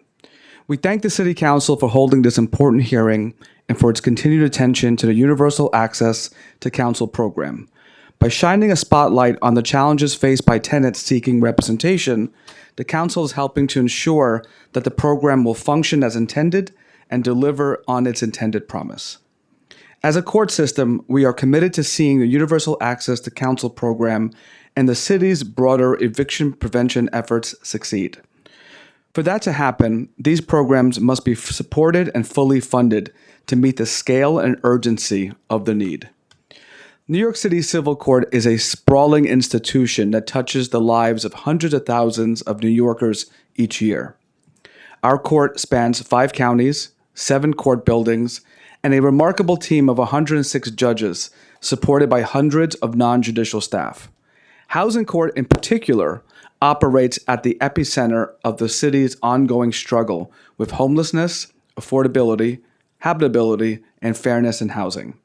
In 2024 alone, our Housing Court docketed saw more than 131,000 new residential landlord-tenant filings, alongside over 130,000 motions and more than 100,000 orders to show causes. We recognize the significant impact of our work on housing stability and take this responsibility seriously. Over the past several years, landmark reforms and societal reckonings have reshaped the way Housing Court functions in a positive way. But we realize that Housing Court requires more attention and assistance. Additionally, the broader housing support system, especially access to rental assistance from HRA, has struggled to keep pace with the need and often prolonging cases and compounding stress for litigants. These systematic challenges highlight the need for continued investment and coordination in ensuring the promise of universal access to counsel and other programs designed to avoid unnecessary evictions is fully realized. Housing Court has long been a high-volume court, but the situation has improved markedly in recent years. For historical perspectives, in 1994, Housing Court reported 330,000 cases for 35 judges, or 9,429 cases per judge per year. In 2024, that number was down to less than 2,400 cases per judge per year. Two of the best ways to combat the adverse effects of a high-volume court are to, 1, increase judicial and non-judicial staffing and other resources, and 2, reduce the number of cases being filed so more time and effort can be devoted to each case. We recently increased the number of Housing Court judges from 50 to 55, and have also increased staff levels for non-judicial personnel. The 131,000 cases filed in 2024 represents a substantial drop in Housing Court filings, and one substantial factor may be the city's Universal to Access Council law has discouraged the commencement of meritless eviction cases. In addition, Housing Stability and Tenant Protection Act and the Good Cause Eviction Law, passed in 2024, introduced stronger tenant protections and removed key incentives for landlords to pursue eviction. Beyond the data, we have consistently heard that both landlords and tenants feel overwhelmed by the process and wish it to be more understandable and efficient. We remain fully committed to making Housing Court a more welcoming place in which landlords and tenants alike can come to obtain the court's assistance in resolving their disputes. The Universal Access to Counsel program has significantly reshaped Housing Court. With more tenants now receiving legal representation, we have seen a marked increase in motion practice and a need for deeper judicial engagement in each case. To fully support this shift, we've restructured how cases move through our system, introducing intake calendars, adjusting workflows to make sure legal service providers have the time and space to efficiently counsel clients, and have worked closely with HRA and the Office of Civil Justice throughout this process. While universal access to counsel has brought transformative change to Housing Court, its implementation has not been without challenges. Universal access to counsel applies only to those living at or below twice the federal poverty line, but many families earning more than that struggle to get by, yet are ineligible for universal access to counsel assistance when facing eviction. Even for those who secure counsel through the program, delays in assignment or first appearance challenges can be pivotal. These gaps have created inconsistencies in access and outcomes, undermining the law's full potential. Underrepresented respondents often face steep procedural and linguistic barriers. We continue to expand help centers, offer plain language materials, provide interpreters, but additional court-based navigators and simplified processes are needed. Housing part actions, HP actions, cases brought by tenants to compel landlords to make repairs, address emergency conditions, or provide essential services remain one of the most powerful tools tenants have to enforce their right to safe and habitable homes. However, success depends on timely inspections by HPD, strong follow-up, and the ability of tenants to persist through the process. Continued investment is required to ensure these critical steps don't fall through the cracks. To strengthen Housing Court from within, we're pursuing the following operational changes to improve efficiency, accessibility, and the overall court experiences. We're modernizing court operations through expanded virtual hearing access, hybrid calendars, digital filings, and automated reminders. We're providing plain language materials, simplified procedures, and clear guidance for navigating the court system. We offer user-friendly resources like e-filing guides, pamphlets, and in-person workshops. We have increased access to in-court navigators to assist unrepresented litigants. We renovated courtrooms to create more welcoming, stress-free environments. We've expanded training for judges, clerks, and staff. We've enhanced procedural justice through performance matrix. We scale up alternative dispute resolutions, especially in harassment and small property cases. And we've partnered with community organizations to provide holistic support, particularly for underserved populations. We also respectfully advance the following policy considerations for the City Council to consider when evaluating future policy changes and funding needs. Stabilize, fully funded, and expand universal access to counsel programs and close eligibility gaps. Strengthen the enforcement of housing standards with better compliance enforcement and agency coordination with HPD. Provide HRA the resources needed to efficiently resolve rent-a-rear cases. Explore means by which HRA and other public benefit agencies can preemptively resolve rent-a-rear issues and spare tenants the trauma of an eviction proceeding, spare landlords more litigation than necessary, and preserve Housing Court as a forum for bona fide landlord-tenant disputes. In conclusion, Housing Court is no longer the same institution it once was, in large part due to the Universal Access to Counsel program. It is more aware, more compassionate, and more equitable, and we are more committed to equity. But we're not done. The complexity of housing law, the scale of our dockets, and the stake to our litigants demand continuous innovation and partnership. And finally, and this is an offer to you, Chairperson Brewer, and to your committee members, and to all your members, we want to extend an invitation to you and your staff to visit the housing courts and to see firsthand day-to-day operations of the court, including many of the initiatives we've undertaken to improve access to justice and enhance efficiency and better serve the public. We operate in every county, all 5 counties, and we would welcome you to join us. Thank you very much, and we look forward to continued collaboration, and we are happy to answer any questions you may have. Well, first of all, thank you for your testimony, for making time for us, and also we will definitely take you up on the invitation to visit. Many of us go with constituents, but it's not the tour. It's the let's make sure we get what we need and get out of here as fast as possible. To be honest with you. Well, we can still do both. Yeah, so we're trying to get out of there and get the constituent support. I guess my question was having, listened to some of the discussion from both the city and from IBO, do you feel that whether it's the strategic report or whether some of the ideas that the city's coming up with, still with some of the IBO challenges, is always funding. It's always funding. But in addition, are there, between the work that you're doing, I assume you're also trying to deal with some of these ADA issues that crop up all the time. Are there specifics that you would like to see?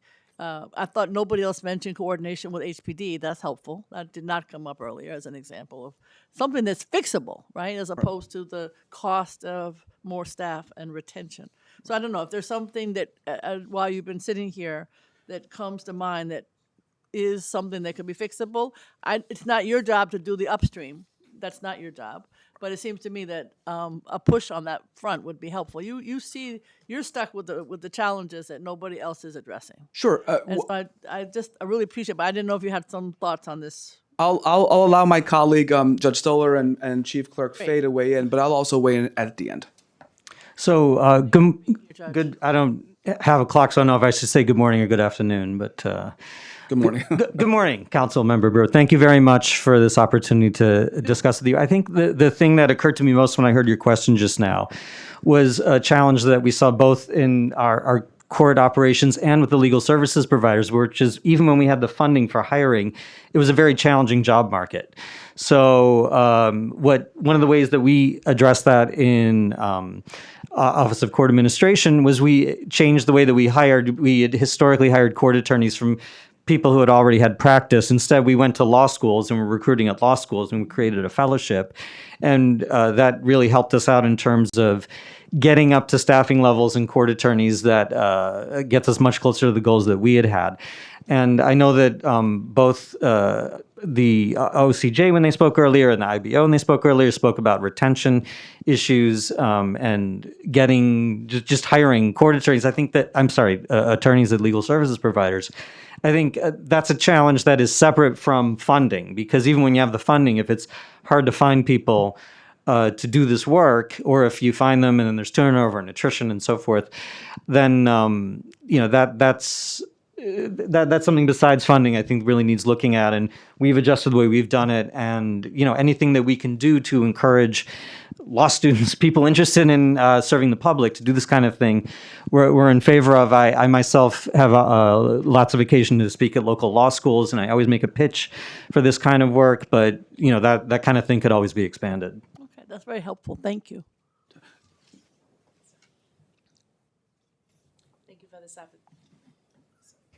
Thank you very much for this opportunity. Thank you. I would only add that we are always looking for ways to accommodate ADA accommodation requests that we receive. We receive hundreds every week, and we do whatever we can to ensure that our parties are able to testify remotely as needed. And it also helps aid in the traffic flow of the court. So that is something that we are definitely looking to expand as there are different needs that come up. I would also add that spacing is something that would be helpful. If sometimes when we have legal service providers coming in, we do our best to accommodate, but in some of our buildings, it's a tight fit. So while we're doing our best to accommodate all of the legal service providers that are coming in, it would be helpful if in the future there may be some sort of funding where we could expand in some of our buildings. I know in Bronx County, there is a divide. We have some of our housing courtrooms in one building, 1118 Grand Concourse, and some of our trial parts in 851. We would love to have everything come together in one space. So if that's a possibility, please keep us in mind. One of the and when we have this tour, you'll see the technological advances we've made to courtrooms. We are 100% committed to meeting every ADA request. The biggest challenge we have with that, and it's a rather common sense challenge, is we don't know ahead of time. We want to be able to message out that if we get the information ahead of time, we can make those accommodations. And one of the initiatives that we're trying to do is to make the process so much easier. Being able to testify before this committee today is a good start in forming these great relationships. We know what we believe is a simplified process. If we hear back from the community, well, this is what a simplified process could look like, we can match the expectation of the communities, and we've done that. So those are some of the things. You mentioned in one of your questioning, Chair Brewer, regarding facilities and buildings and ADA. It's always worth reminding that the buildings that we are housed in, the court system, is owned by the city. I'm very aware of that Right. because I know we went to family court tour and there's lots of, in the Bronx in particular, Right. leaks everywhere. So in that case, I then will then shamelessly ask you to please come visit Housing Court. I will come visit Housing Court. And the chuckles behind me will tell fixed you the that leaks that in is. Bronx based on going to the tour. I did make such a fuss. They fixed the leaks. Oh, in that case, please come visit us, please. In that case, so the standard is that the city was to provide the court system with a safe and sufficient facilities for Housing Court to operate. So whatever help we can get with that, and with the access, the universal access to counsel, Judge Stoller and I and Chief Clerk Fay often mention this, that housing matters, court matters, they're inherently adversarial, but there's one thing that I believe everyone agrees with, which is rather astonishing when we talk about an adversarial proceeding, is that cases move more efficiently and better outcomes when both sides are represented. Everybody agrees with that. That is, talk about universal access to counsel, that is a universal concept that is agreed upon. Do you get information? I mean, obviously, those who have full representation, that's one story. But there's many who have not full representation or no representation.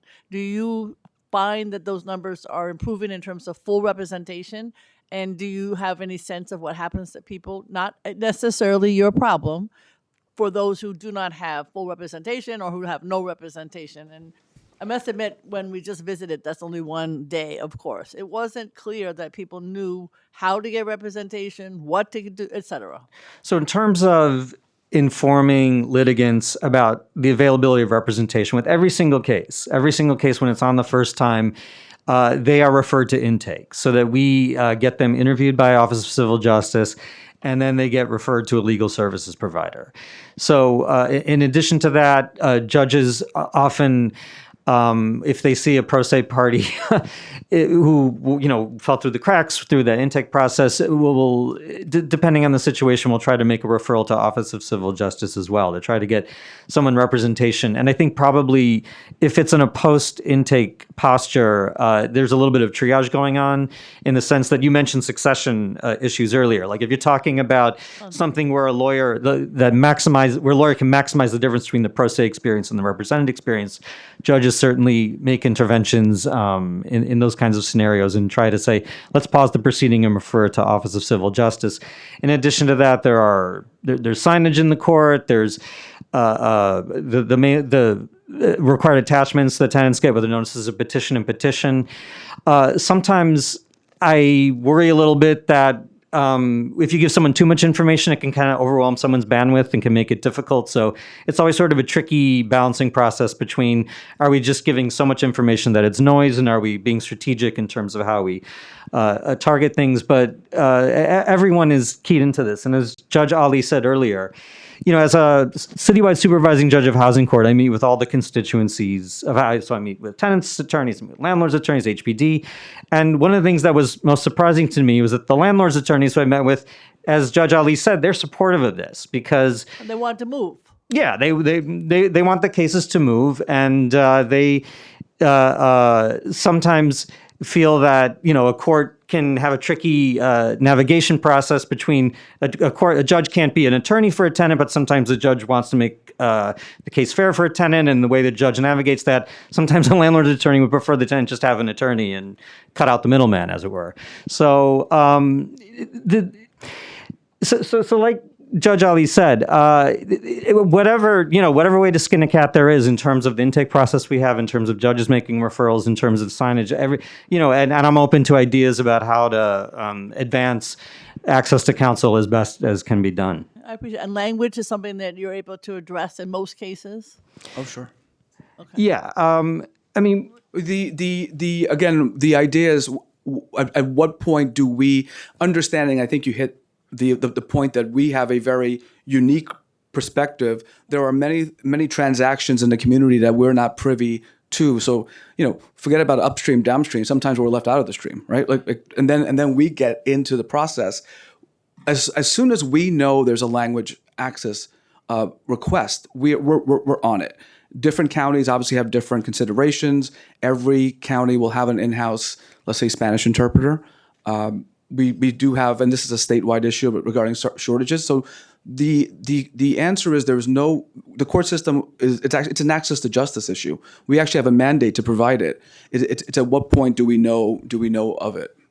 That I think has always been the more difficult. So I think you're saying in general, whether it's language access or needing for a Zoom, so to speak, Sure. that earlier the better. That's Yes. sort of what you were saying also. Yes, and we have the technology. Right. Okay. I mean, that makes sense to me. Just final question would be, there were lots of suggestions about how to tell the public, not necessarily in the court, but before they get there, that these services are available, that, advertise, et cetera, et cetera. Is that something that you think would help, or is that you think it's already done? And the other question I have is, are you finding that the one-shots are moving more quickly, or, we have two different time frames for these one-shots? So there's two questions, like outside, tell us what's going on, and then the one-shots. In terms of like advertisements or outreach to community or something like that, I say, the more that is out there to enhance access to justice, the better. I'm not seeing that curve go the other way at the moment. So yes, certainly the more the better in terms of that. In terms of one-shot deals, I can tell you that from where I sit, and I have an active part, taking a break from it this morning, but my colleagues and I think are very frustrated with what we see in terms of one-shot deals, kind of similar to what you were expressing before, where it feels like they're taking a really long time, and there's some cases where we feel it's very a compelling circumstance, a case where it should be, from where we sit, a no-brainer that they should get it, and it still takes a very long time. You mentioned the Brooklyn pilot project before. One of the things that we found a little disappointing in the pilot project was HRA was not resolving cases that in a manner that we had heard. We heard a lot of different reasons for that, but the bottom line we heard is that things were taking longer than we felt that they should. That was certainly our anecdotal experience. That's very helpful. Okay. You want to add something? Thank you. I would just like to add that in terms of promoting it, we do partner with different groups that do a lot of the promoting. For instance, we have VOLS, which is the Volunteers Legal Service. They actually do tabling where they just would help court users that are in need of information regarding Section 8, city FEPs and FEPs.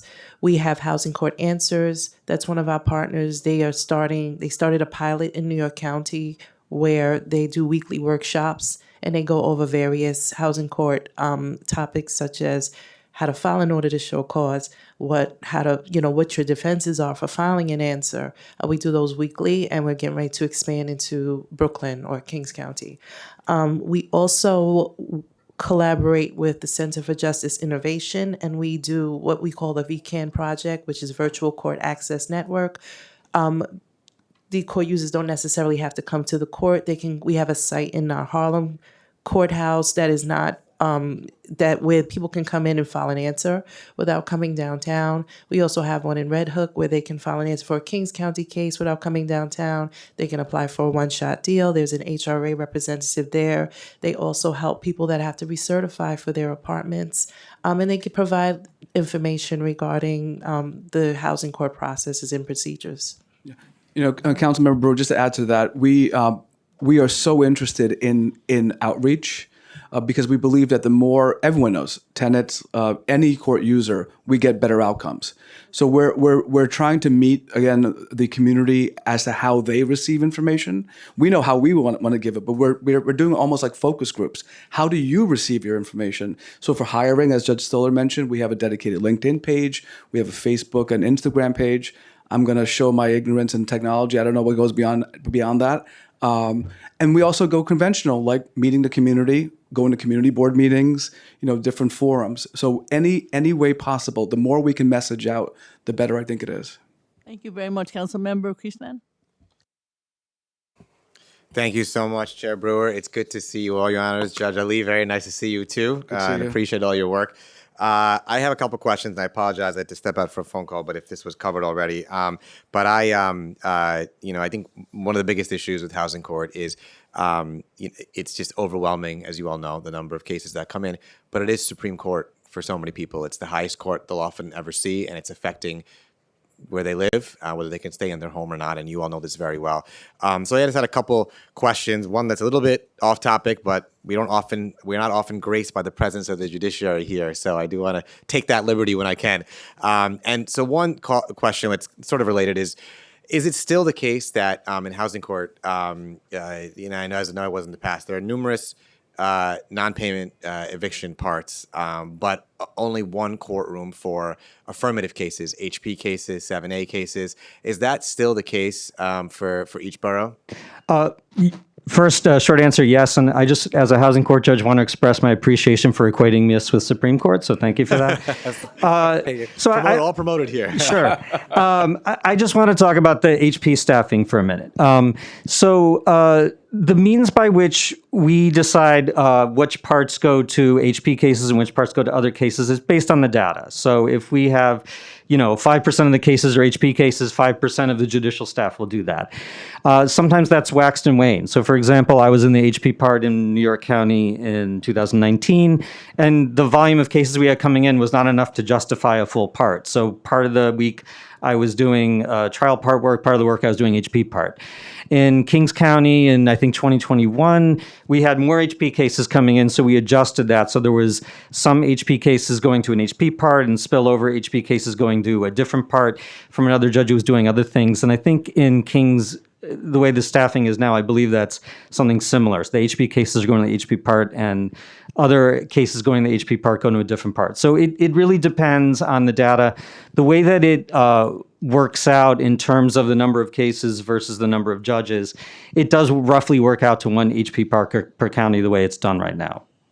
I wonder if there's any thought that could be given to looking at that again and finding ways to expand it, because when you have one courtroom for the whole borough, sure, where tenants can go and get repairs, heat and hot water issues, the backlogs are tremendous. And I think a lot of times even it does two things. One, I think for the tenants who are attending court, they're waiting very, very long days, hours, months for conditions to be fixed, where the statutory timetable can't even be complied with because there's the courts just can't move quickly enough.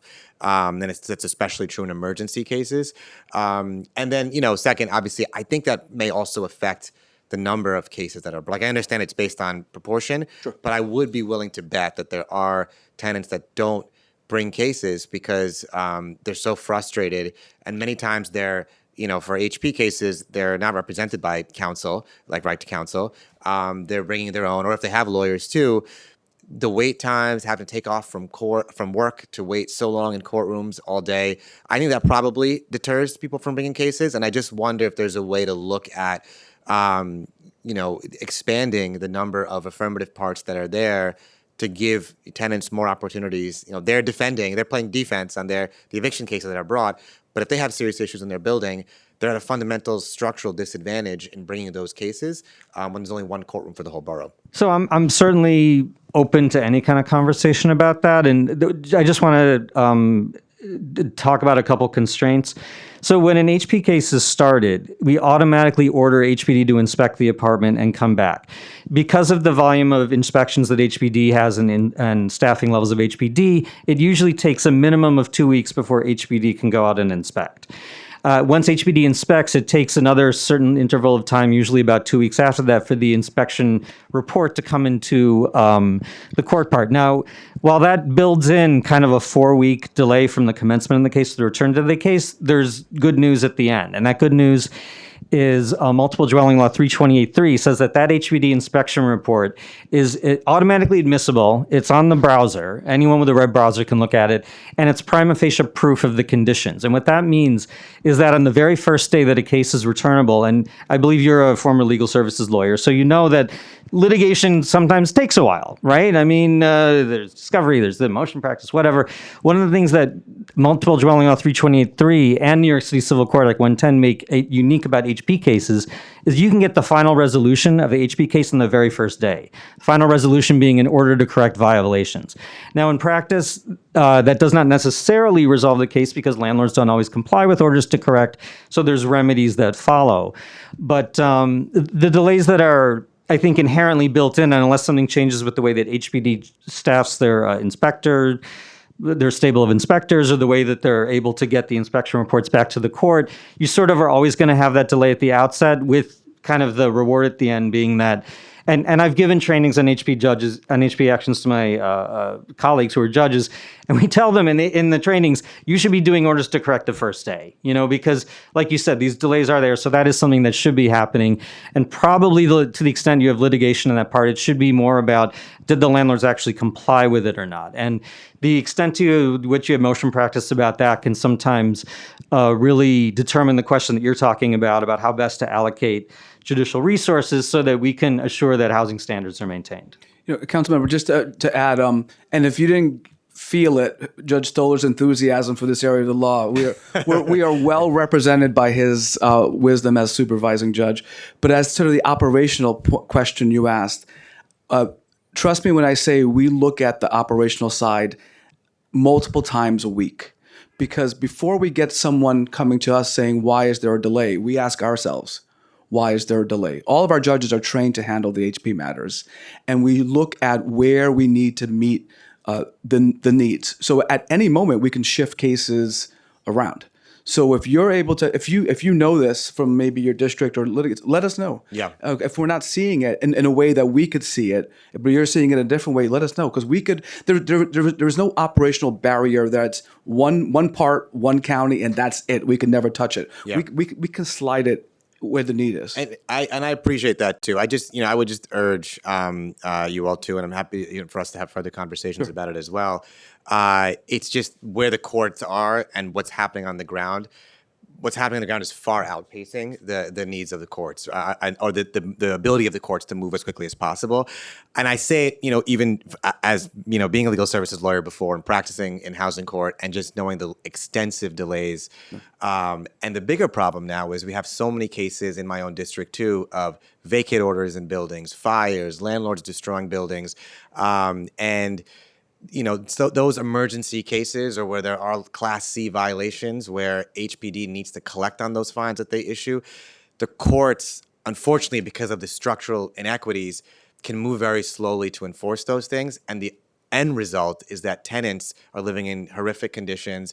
They're out of their homes, or if they're in their homes, they're in bad conditions. And I just want to urge us to, to do all we can in the courts to make sure that, we can make sure tenants' rights are protected as they should be under the law. Sure. And one thing I just want to add to that, because I agree with what you're saying, is that, and I'll illustrate what I'm saying with an anecdote, which is I had it wasn't an HP case, it was an eviction case I had in front of me. And an issue came up with repairs, and there were HPD violations. So I said, well, I can just do an order to correct right now. New York City Civil Court Act 110. The landlord's attorney said, this isn't the HP part. And my response is, every part is the HP part. My point is that it doesn't have to, even if it's an eviction case, the court still has all the tools that the court has in the HP part to enforce housing standards in the Housing Maintenance Code. And that's a thing that comes up a lot, and we train our judges to do that as well. One last question I have, if the chair permits me to ask it too, is, I'm glad you actually mentioned that point, because that was where, I was going as well, is I do think sometimes the way the court's set up, it gets siloed. Non-pays and eviction parts here, one courtroom for affirmative cases here. But the truth is, a lot of these, cases are much more complex. A landlord shuts off gas or heat and hot water, there are mice, mold, and roaches. The tenant shouldn't be paying the rent or the full rent in those situations, and they're entitled to reductions. But when these things get separated, sometimes the non-pay eviction part judges don't consider that piece of it, or it gets broken up. And the law itself, as you point out, the Civil Court Act requires the housing court to take a broad view, look at the building as a whole, all that's happening, and considering it together. But when you break up the courtrooms that way, 15 non-eviction parts, 1 HP part, the judges sometimes don't get the full picture of what's happening in the building, and how it's much more complex than this tenant just didn't pay rent. Well, they may have been entitled not to pay because of X, Y, and Z issue. And I just wonder, as you all look at the affirmative litigation piece, if there's a way and what you all are doing to, if you can, or you can think more in different ways about how we can more efficiently make sure that every eviction courtroom sees their mandate as what the law requires, which is take a full picture of the full building. You may have 20 eviction cases, but maybe it's all one tenant association that's going on rent strike together in that situation. We should take a bigger look at, a more comprehensive picture of the building and what's happening. On the ground, it feels like that doesn't happen as much. So, just curious to hear your thoughts on how we can get our judges to take that more expansive view. Sure. There's a couple things. First of all, New York City Civil Court Act 110D says that cases in the same building should be joined. And, I agree. I use motions on that part too. Yep. And that is a thing that we train judges. Now, a judge may not necessarily, this is a high volume court, like I said, and we have to not just give every case the attention it deserves. We have to get through our day. And sometimes if someone doesn't bring something to a judge's attention, judge might not necessarily know this. And I think that even though these questions are not necessarily access to counsel focused, I think you are illustrating the benefits of access to counsel, because this is where a tenant having an attorney makes an enormous difference versus a tenant who doesn't have an attorney. Because a tenant with an attorney can make a motion to consolidate, can make a motion to join cases and so forth, and can work together. I know that I don't know what office you worked at. I'm a former legal aid lawyer myself. We had, we worked with organizers, and there are buildings that get organized and get counsel. So I think the more that tenants are represented by counsel, the more that these issues you're talking about, this is one of the knockoff of benefits of access to counsel is it starts to resolve all these other issues that you're talking about. In the absence of that, Real Property Actions and Proceedings Law 746 has specific requirements about what judges are supposed to ask in terms of allocating stipulations with tenants, and repairs is one thing that judges are required to ask about. And when we're up for reappointment, the law requires our compliance with that statute to be a part of what the Housing Court Advisory Council considers with that. Even before the amendment of RPAPL 746 to say that, we were always training our judges to do that. Now, if there's an individual judge who isn't doing what they're supposed to do, one of the downsides of being a supervising judge is I'm kind of like the complaint department. So if I get complaints about judges, and sometimes those complaints certainly have merit. So if a judge is not complying with the statute in terms of asking about repairs or whatever the case is, let us know. I think that we work hard to train our judges so that they do that and they look out for that. Sometimes, obviously, when you're talking about high volume court, law of averages, not every single case is going to come out like that as the way it should, and there are remedies for that. So I encourage you to, I have an open door. Let us know, communicate with us. But in the meantime, we are affirmatively training our judges to do the very things that you're talking about. Well, thank you for your answers, and I appreciate it. And I'm very happy to continue the conversation. I just, I think the main point, and I know you all are endeavoring hard with the limited resources you have too, is, as I started out saying, housing court really is Supreme Court for so many tenants, and it affects their homes and whether they can live in them and the conditions they live into. And so whatever we can do to come up with, and whatever the housing court system can do to come up with creative ways to make their cases more efficient, make sure the law is complied with, and their mandates are followed legally, I think would help us really address the gravity of the housing crisis as it continues to get worse and worse every day. So thank you, and happy to have more conversation, and appreciate you all being here. Thank you, Councilmember. Thank you very much. Thanks. Yeah, thank you very much. And for being here today, we are very honored. Thank you. Thank you. And we'll take you up on the tour. Thank you. Yeah, Thank you. we're glad to do that. Our next panel, Jesse Lang from the Manhattan Borough President's Office, Christopher Helwig from Neighborhood Defender Service in Harlem, Rosalind Black from Legal Services, and Philip Duncan from Nycc.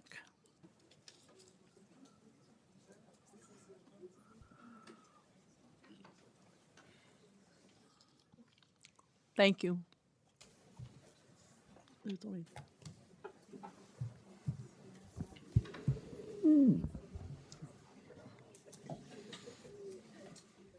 Go ahead and start. Whomever would like to. We'll try to get the other people. They might be in the overflow room. Here they come. Yeah. Go ahead. Well, thank you so much for taking the time to hear from us. My name is Christopher Hellwig. I'm the managing attorney for the Housing Defense Team at the Neighborhood Defender Service of Harlem. We're a small community-based office providing legal services in the Right to Counsel program. So as you've already heard, right to counsel works, right? 89% of tenants who have a lawyer don't get evicted. They are able to keep their homes. But as you've also heard, the program really is in trouble. So you're going to hear a lot more from my colleagues in a moment, but I want to focus on one particular ticking time bomb. Fundamentally, funding for right to counsel providers has not kept pace with the rising cost of providing that representation. Our 3-year contracts are structured so that our total funding is tied to our case rate, right? That amount that we receive for each case that we agree to take on. But the problem is that our costs are going up, but our case rates have stayed flat and will stay flat through the duration of this contract, and it's simply not sustainable. We're facing increased costs because the cases are longer and more complex now, and because of the growing cost of salaries and benefits. And the first problem is a great one. I mean, I'm really happy to have it, right? The HSTPA in 2019, the Good Cause Eviction Law in 2024, had meant that more tenants are able to stay in their homes, avoid displacement. That's fantastic. But it also means that a good, ethical, zealous lawyer is going to need to do more litigation in each one of those cases.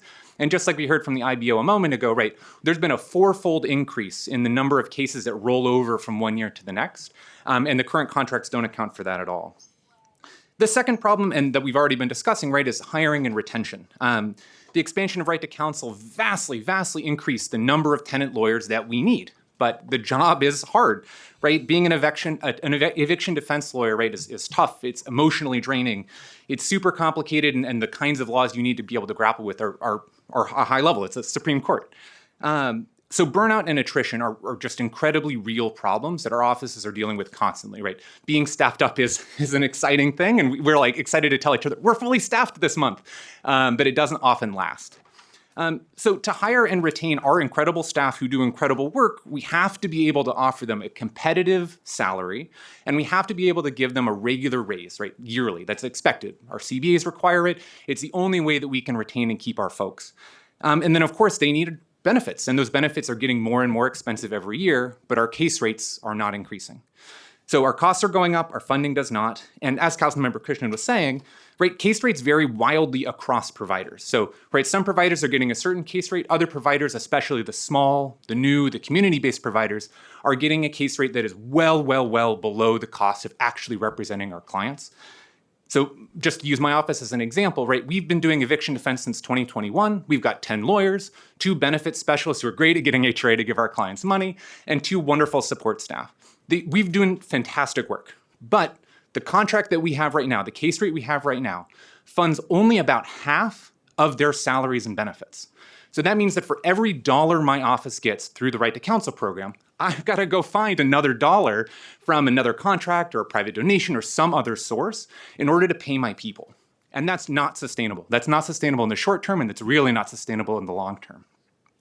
And so my ask, my proposal, is that the city, and I know funding is something we talk about forever and it's not always a solvable problem, but we have to do something about it. We can't wait 18 months because in the next 18 months, it's going to be the smallest, it's going to be the newest, and it's going to be the community-based providers who have that local knowledge that are going to feel this crunch, that are going to fold, or that are going to say, we simply can't afford to provide a right to counsel in our neighborhood anymore, and they're going to have to walk away from this program. And that would be an absolute tragedy, and that's the kind of thing that will move us so much further away from a real right to counsel. Thank you. Thank you very much. Who's next? I'm Rosalind Black. I'm Rosalind Black, the Citywide Director of Housing at Legal Services Nycc. For over 50 years, our organization has been fighting poverty and seeking racial, social, and economic justice for low-income New Yorkers. And for over 50 years, we've also been protecting tenants at risk of eviction and fighting for tenants' rights. Thank you for holding today's hearing to shine a light on the Right to Counsel program. I'm going to focus my comments on the need for the city to substantially increase right to counsel funding so that every eligible tenant receives representation in their eviction proceedings. Since at least 2020, providers have been sounding the alarm that while Right to Counsel is an amazingly effective program, the funding level has left tens of thousands of tenants each year without lawyers. The disparity has only continued and increased over time. In June, we finished the first fiscal year of 3-year contracts between providers in the city, where Right to Counsel was set to be funded at $136 million a year. And we understand the average case rate paid to providers was about $4,100 per case initially when the contract started. So this means that at most 33,000 cases per year can receive representation by attorneys. And while 33,000 may sound like a large number, the IBO report that came out starkly underscored the disparity between the demand for services and services funded, with that report finding that 50,000 tenants are eligible for right to counsel representation each year. So this guarantees that at least 1/3 of eligible tenants will navigate housing court alone. But in reality, due to that $4,100 case rate being insufficient, as my colleague discussed, the numbers are much more dire, and only 1/3 of the tenants get representation. I'd like to share a story of the impact of this disparity. A client of one of our agencies, Ms. G's first court date of her eviction case, she met a lawyer she thought would represent her. Because of funding and staffing limitations, however, the provider had to turn her away. So on the very next appearance, she agreed to pay money she didn't have or lose her home. When she inevitably couldn't pay, she got a marshal's notice of eviction. Her story would have ended there, but she had the good fortune to access a community intake for another provider, an intake not funded by Right to Counsel. There, she learned that the money she allegedly owed was owed by Section 8, and she never should have been brought to court in the first place. Armed with this information, she was able to save her home, but she suffered through 6 unnecessary court appearances and a near eviction. Throughout the ordeal, she kept remarking, I thought I had a right to counsel, right? The IBO report highlighted the failure of the funding to keep up with the increased demand. While eligibility increased 110% from 2022 through 2024, spending grew only 33%. With about 90,000 eviction filings so far this year and eviction rates at the highest level since the pandemic, the city is severely underfunding a program that is objectively successful in moral and economic terms. Every eviction prevented creates huge savings to the city by avoiding shelter costs and protects the most vulnerable New Yorkers. So we ask that the city immediately increase funding so that every eligible tenant gets representation. Thank you. Who would like to go next? Hello, I believe I'm next on the rotation. I'm Philip Duncan. I'm the Assistant Director for Housing at Northern Manhattan Improvement Corporation. We're a community-based organization based in Washington Heights. So I'm here to give a little bit of context about the discussion regarding case rates and rollover cases, to talk about the complexity of eviction cases in New York City. And Chair Brewer, I appreciated your comments earlier that did recognize this complexity and how it really does impact really the bottom line and the extent of services we're able to provide. So eviction cases may last years and may require appearances in multiple forums. Cases implicate city, state, and federal and common law, multiple bodies of civil and court procedure, and administrative rules and regulations, each particular to many different types of housing. Each different type of housing or subsidy, of which there are many, has its own rules, its own body of case law and regulations, and the law applying to each frequently changes.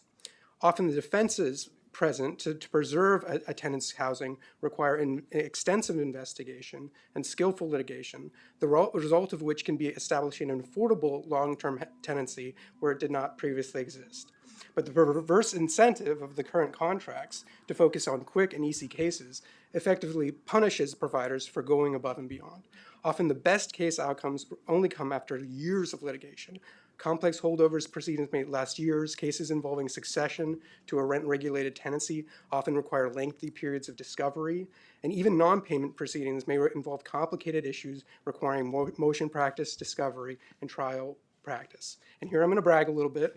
My organization is now only reaching the end of a non-payment proceeding that commenced in 2016, and it was assigned to me as a staff attorney in 2017. And the central issue of the litigation was a challenge to the regulatory status of the apartment. During the course of the proceeding, I made dozens of court appearances, made multiple pretrial motions, conducted a trial, submitted multiple post-trial memoranda, briefed and argued the landlord's appeal, and made multiple post-trial and post-appeal motions, including motions for sanctions and contempt. And the landlord was held in contempt twice. As a result of this work, the court dismissed the petition, found that the landlord had fraudulently deregulated the apartment, or awarded my client almost $200,000 in overcharge damages, and reduced her rent in half. Yet under right to counsel, the funding for a case like this is the exact same as a case where a provider settles the case on the first appearance. So despite these perverse incentives, RTC providers continue to provide this high quality representation to our clients. We know that these sorts of outcomes are only possible with diligent, dedicated, and knowledgeable representation, which we are committed to provide. But I hope this does provide context when we're talking about case rates and rollover cases where we aren't able to actually count these cases beyond that first fiscal year. Thank you. Thank you very much. Go ahead.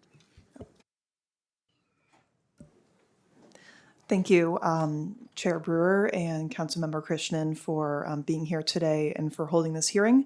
My name is Jessie Lang. I'm the Housing Policy Analyst in the Manhattan Borough President's Office, and I'm testifying today on behalf of Borough President Mark Levine.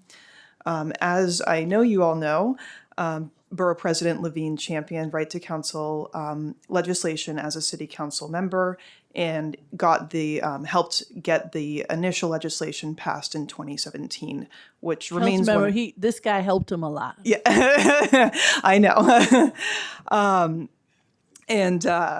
Not a single person effort for sure. And when this law was first passed in 2017, it was the first time that a city in the United States created a right for low-income tenants to have access to a lawyer in housing court. Since then, and with the program's citywide expansion in 2021, Right to Counsel has helped ensure that thousands of New Yorkers facing unfair or unreasonable eviction cases had the legal representation they needed so that they could stay in their homes. Prior to Right to Counsel, only about 30% of tenants facing eviction had legal representation in housing court. In the years after its passage, representation rate for tenants rose to 71% by the end of 2021. And these tenants were not only receiving the representation they needed, the representation really was working. Just last year, in 2024, 89% of households that had an attorney in housing court were able to stay in their homes. I deeply appreciate the work of the staff at the Office of Civil Justice and the nonprofit legal service providers, who we are hearing from today, who have helped make this first-in-the-nation law a vital resource for struggling tenants. However, to ensure that Right to Counsel can serve all eligible tenants, the city must ensure that funding keeps up with the growing demand for these legal services. In the midst of our city's housing crisis, tenant representation is one of the most important tools we have to keep vulnerable tenants in their homes and protect against displacement. But the unfortunate reality that we've seen is that funding for this program has not grown to meet the need. Since the pandemic-era eviction moratorium ended in January 2021, active eviction cases have essentially returned to their pre-pandemic baseline, and the number of cases eligible for Right to Counsel services has more than tripled. However, city funding has not grown proportionately, and between 2019 and 2024, funding increased only from $63 million to $144 million. Though fully funding and implementing this program would have required $350 million in additional funding in the fiscal year 2026 budget, there was only a $15.6 million increase from the prior year. I stood with the Right to Counsel Coalition in calling for fully funding this program in the fiscal year 2026 budget, and we share their concern about the consequences of the city failing to meet the need. The chronic lack of sufficient funding has put a tremendous strain on the nonprofit organizations that the city relies on to provide these legal services.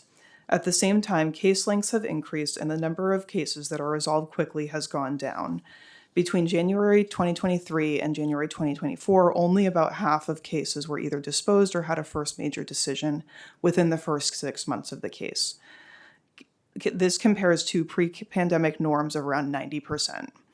Additionally, though legal service providers have very little control over how quickly cases move through housing court, in 2023, HRA stopped reimbursing providers for rollovers, which you've heard already a few times here. When Right to Counsel was first established, HRA allowed unlimited rollovers, but in 2018, they reduced the allowable rollovers to 10% of cases. Then they increased it to 15%. And then despite providers testifying that this limit was too low and was requiring providers to give uncompensated representation, HRA eliminated the allowance entirely in 2023. As a result of insufficient funding, coupled with burdensome contract requirements, we have seen a troubling drop in eviction in representation in eviction proceedings from a high of 71% in fiscal year 2021 to only 42% of cases in 2024. Our office also did some recent analysis helped by Beta NYC, who I know you're very familiar with. And we've actually found that geographically across the city, there are many community districts who have even lower rates of representation, some as low as 14%. This has meant that providers have increasingly needed to resort to only brief advice rather than full representation, and some tenants are going without support entirely. The brief advice is helpful in some circumstances, but it cannot replace the need for full legal representation in court. Moving forward, the city must do more to ensure that access to legal representation and help prevent unfair and unnecessary evictions. First and foremost, this means dramatically increasing funding for the program. The city must also work with nonprofit legal service providers to ensure that existing and future contracts provide enough resources to hire and retain lawyers and other essential staff. This will allow tenants to receive full representation and will help reverse the reliance on brief advice, which we know should only be used sparingly.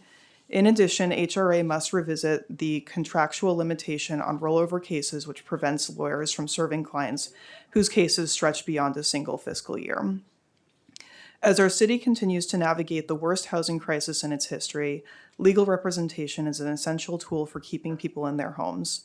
New York City led the nation when we passed Right to Counsel in 2017, and since then, it's made a difference for thousands of vulnerable tenants. Now the city must make sure that we fully fund the program so that it can continue to provide the representation that tenants so badly need and deserve. Okay. Thank you for holding this hearing, and I look forward to working together, and I'm available for any questions. Thank you very much, and thank you for Borough President, soon-to-be Controller's support on this issue, and along with his compatriot here, Councilmember Krishna. Thank you all very much. We're really serious about following up, so thank you. Thank you.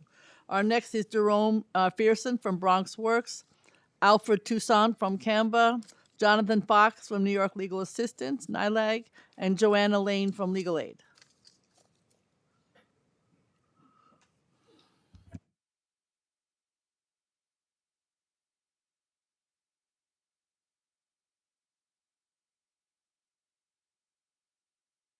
Whomever would like to get started, go ahead.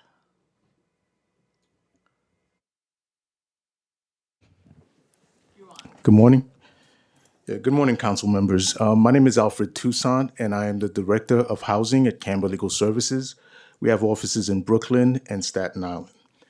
I'd like to comment briefly on something that we spoke of earlier regarding the 10% penalty that's imposed on providers who fail to meet their deliverable milestones. The current iteration of the Right to Counsel contract contains a penalty for providers who cannot meet 100% of their contract goals. Such providers are ineligible to receive 10% of allocated funding, and OCJ may reduce funding to those providers in future years. Operationally, the city only reimburses 90% of providers' expenses until and only if it determines that the provider achieved its performance milestones, and this review occurs only twice during the contract year and well after the expenses have been incurred. This method of implementation unduly burdens the nonprofit providers who are incurring these actual expenses in real time. The uncertainty of this 10% funding also makes it impossible for organizations to do the necessary planning for investment in staffing, hiring, retention, and to combat the plan for attrition. Receiving only 90% of the dollar as expenses are incurred, with the risk of never receiving reimbursement for the other 10%, also destabilizes the program and its agencies. This destabilizing practice is not in the best interest of the city, the providers, or New York City tenants. In the context of a deeply underfunded contract and an economy where staff hiring, retention are difficult, meeting 100% of contract goals is unrealistic unless providers can obtain and contribute vast additional resources to subsidize the work. Equally problematic It jeopardizes the very nonprofit sector that the program relies upon to implement and maintain this critical program. Okay. Can you sum up? So the essentially recommendation from the providers is that the city must cease imposing the 10% penalty when providers fail to meet certain performance metrics and cease withholding reimbursement for 10% of actual expenses because it undermines the right to counsel program and harms provider agencies. Thank you for the opportunity. That's very helpful. Thank you so much. Go ahead. Good morning, Chair Brewer and Councilmember Krishnan. Thank you very much for holding this hearing. My name is Jonathan Fox. I am the Director of the Tenants' Rights Unit at the New York Legal Assistance Group, and we have contracts to provide right to counsel services in Brooklyn, Queens, and Manhattan. I'm talking about the importance of that OCA and the Office of Court Administration and the Office of Civil Justice must collaborate with providers to improve RTC intake systems at Housing Court. The promise of the right to counsel is that all eligible tenants will get an attorney. This promise remains unfulfilled as there have been serious implementation challenges in each and every borough, which thwart legal services providers from connecting with clients. Over the last 8 years of RTC and many decades prior, legal services providers have been helping vulnerable clients navigate the daunting and complex landscape that is housing court and housing law. As a result, we are well positioned to suggest and assist with implementing a program that best meets the needs of New York City tenants. While providers, OCJ, and the court had a recent productive collaborative meeting, and there is the promise of more meetings, a systematic approach to implementation in which legal services providers, the Office of Court Administration, and the Office of Civil Justice meet regularly to work through implementation challenges citywide and in each borough would dramatically improve the effectiveness and efficiency of the Right to Counsel program and enable more tenants to connect with lawyers for legal representation. A recent example from Queens illustrates the negative consequences that can occur when that can occur for tenants. I'll just sum up briefly. So my written testimony has examples from each of the different boroughs. Queens was particularly frustrating because we were switched to virtual intake with almost no notice, and it is resulting in a sharp decrease in the number of limited English proficiency tenants that we are able to connect with. And so, tenants have to scan a QR code to get to their first court appearance, and there's no language accessibility in that QR code scan. So it's a really problematic thing for someone who is of limited English proficiency, who they're at particular risk of eviction and have additional other challenges. And so it would have been great if the legal services providers had been consulted before this program this virtual intake was decided, but it was a very decided and announced thing, and we're sort of dealing with the ensuing chaos that's happened after that. Thank you very much. It was one of the questions I had that I didn't go into fully, was asking of the city. But so we know about this case, and that's a fixable thing, for God's sake, that they should be able to fix. I mean, okay, thank you. That's very helpful. And all these suggestions we're going to take very, very seriously. And I think you could see from the judges who were here that they do want to make a difference. But you have to pound them with what the challenges are. I'm good at pounding. Go ahead. Thank you. Thank you. Good afternoon. My name is Joanna Lane, and I'm a supervising attorney in the Right to Counsel practice at the Legal Aid Society's Brooklyn office. Thank you so much for taking the time to hear from us today. As you mentioned at the outset of the hearing, Chair Brewer, the federal political climate makes right to counsel especially urgent in this time. As SNAP benefits are about to be cut, it is likely that tenants will have to face the choice between paying rent or feeding their families. Immigrant tenants are especially vulnerable and fear that even going to court could put them at risk. So we're in a grave political time, but at the same time, we want to emphasize that there are actually lots of reasons for optimism right here in New York City, and it comes down to the tenant movement. The Right to Counsel law passed in 2017 was part of a historic tenant movement that has been at its strongest levels, perhaps even in the history of the city. In addition to right to counsel, we now have excellent state laws to protect tenants and curb displacement, among them the Housing Stability and Tenant Protection Act of 2019 and the Good Cause Eviction Law of 2020. But every good law requires great lawyers to enforce it, and we know that landlords are working very hard to roll back these laws in the courts as well as in the legislature. So the city must fund right to counsel so that this historic opportunity to seize on what the tenant movement has accomplished doesn't slip through our fingers. It would be devastating if the city were to respond to the shortfall in RTC representation by asking legal services providers to do more with less. Overworked lawyers simply cannot give tenants the zealous representation that they deserve. And I know this because I lived it. Before I became a supervisor, I was an overworked staff attorney with 6 new cases per month and over 70 active cases at any given time. My colleagues and I were missing defenses, making mistakes, and burning out and ultimately leaving our organizations. I'm very proud to say that the Legal Aid Society took the caseload crisis seriously. And in response to a 2023 study conducted by a working group of OCA, Legal Aid reduced the monthly caseload to no more than 4 new cases per month. And this is far from perfect, but we're already seeing the benefits of reduced caseloads. And my colleagues who are the newest attorneys are able to bring excellent motions on their cases and litigate cases fully, getting great outcomes that were honestly inconceivable when I first began practicing. It really does work. And you know, I really appreciate all the city is doing to pay attention to how to continue to implement it. However, many of New York City's RTC lawyers are still receiving 6 or more cases per month, which is completely unsustainable. And that's because of the inequity in case rates across legal services providers.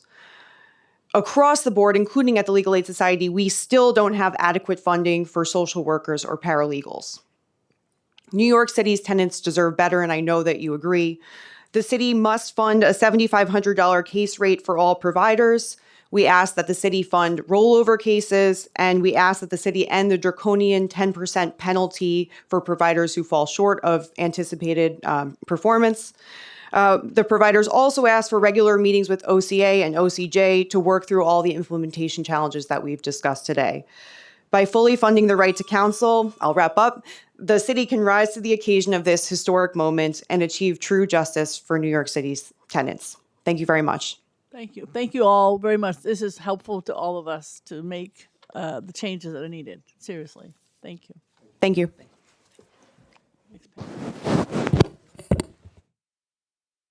Jenny Laurie from Housing Court Answers.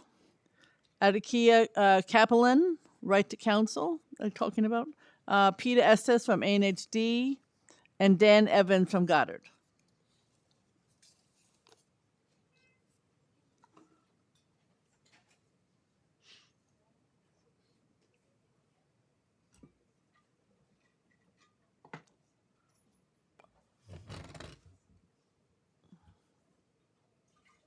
Go ahead and start. I don't know where the other folks are. They might be in the overflow room. Is that room, can they come in, the people from the overflow room? They have the live feed, so they're probably making their way over. Okay.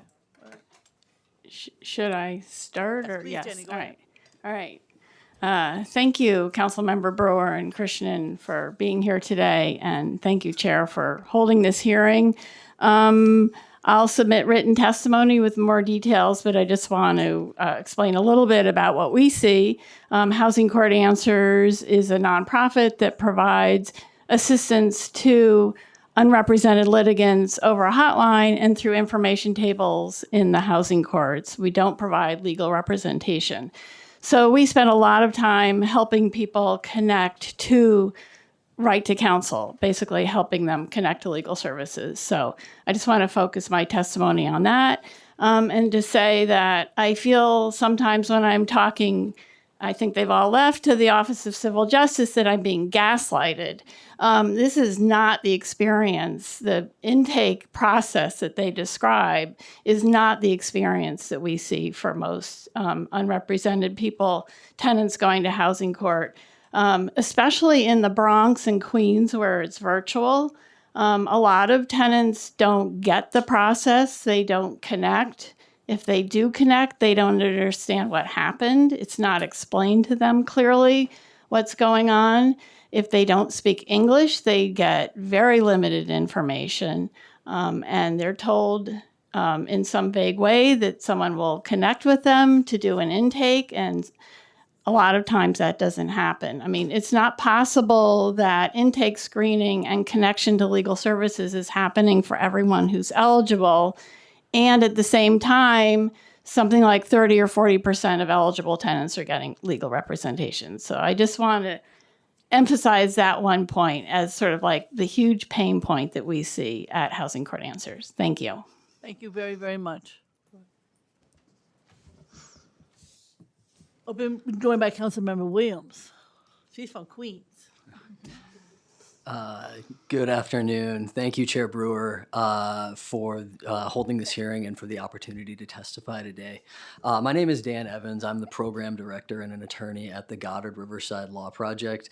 The Law Project is a program under the Goddard Riverside Community Center, a settlement house working with over 20,000 New Yorkers a year from early childhood through older adulthood to strive towards a fair and just society where all people can make choices that lead to better lives for themselves and their families.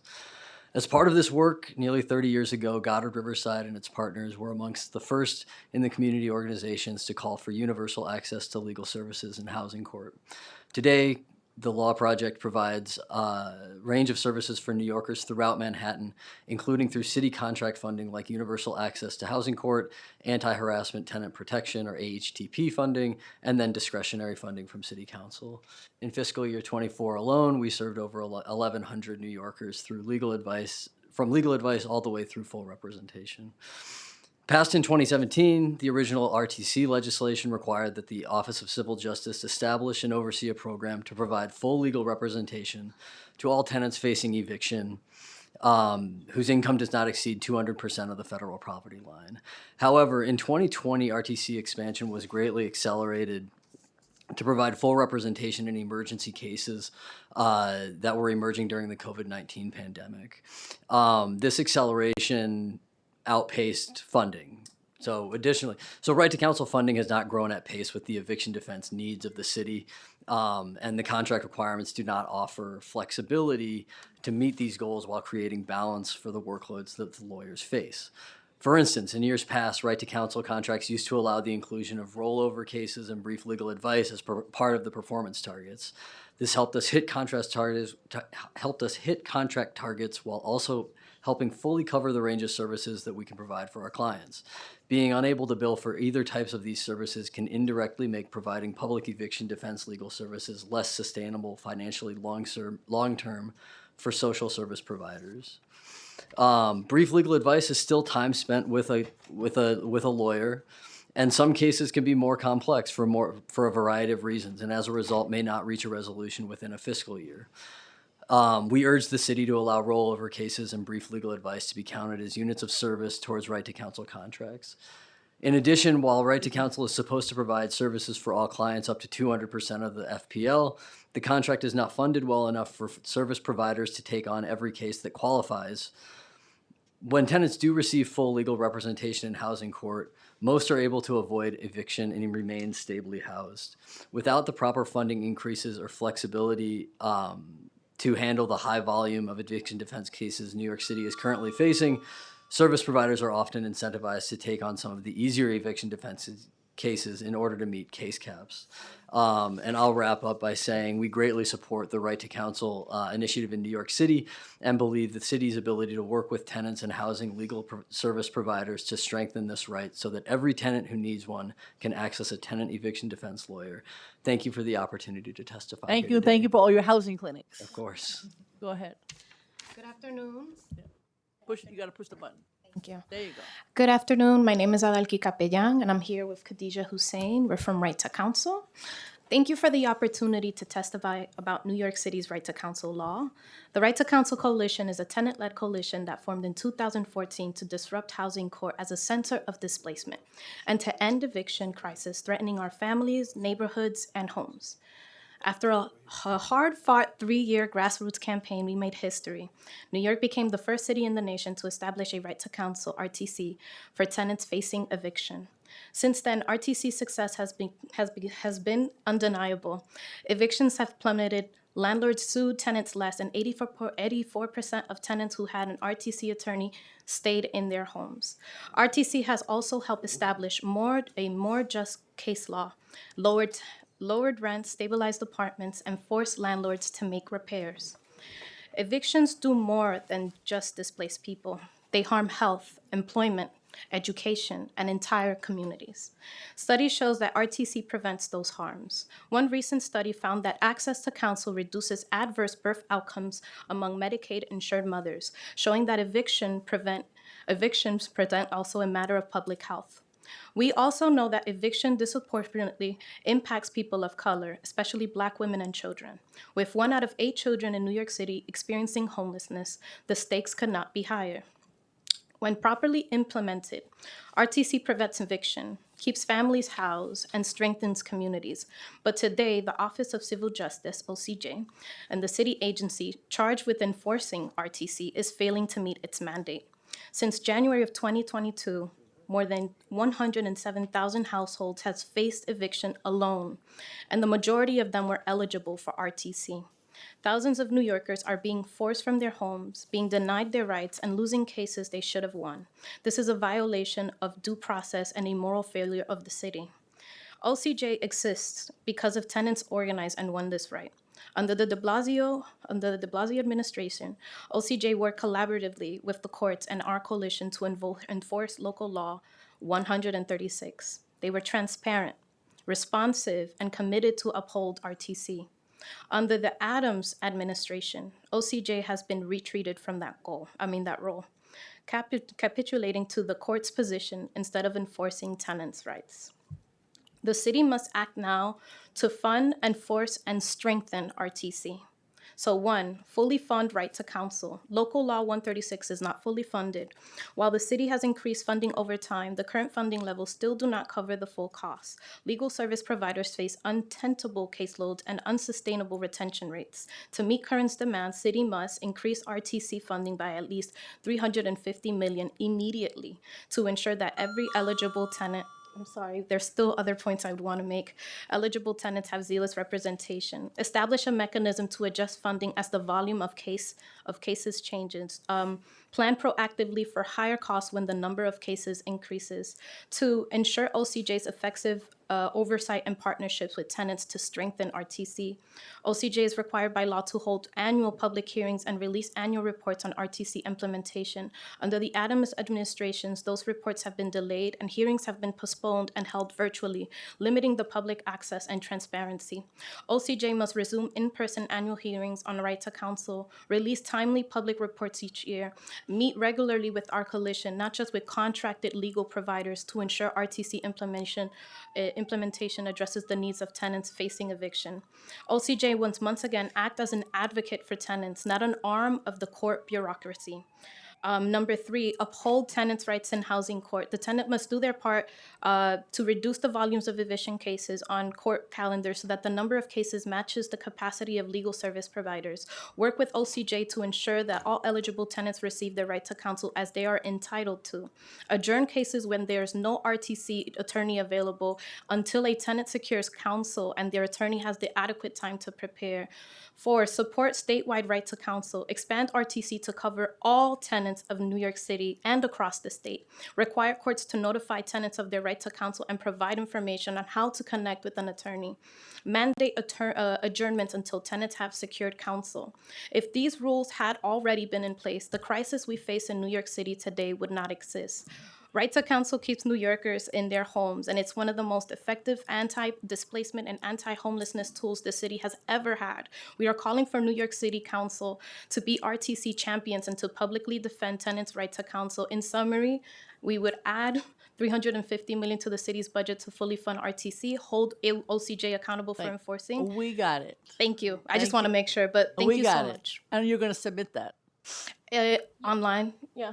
Thank you very much. Very helpful. Go ahead. Okay, it's on. Great.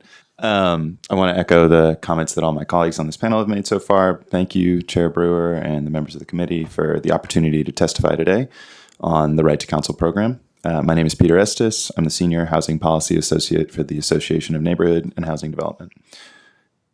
For Neighborhood and Housing Development, every time.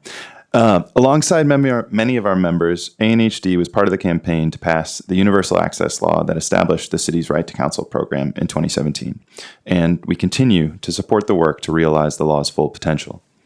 We're here today to testify in support of the Right to Counsel program and to call on the city to fully fund and support the program. In establishing a right to counsel for tenants facing eviction in 2017, New York City took a bold step forward to do what had to be done and spurred a national movement in the process. Though odds in eviction cases are stacked against tenants, right to counsel quickly proved itself to be an effective tool in leveling the playing field.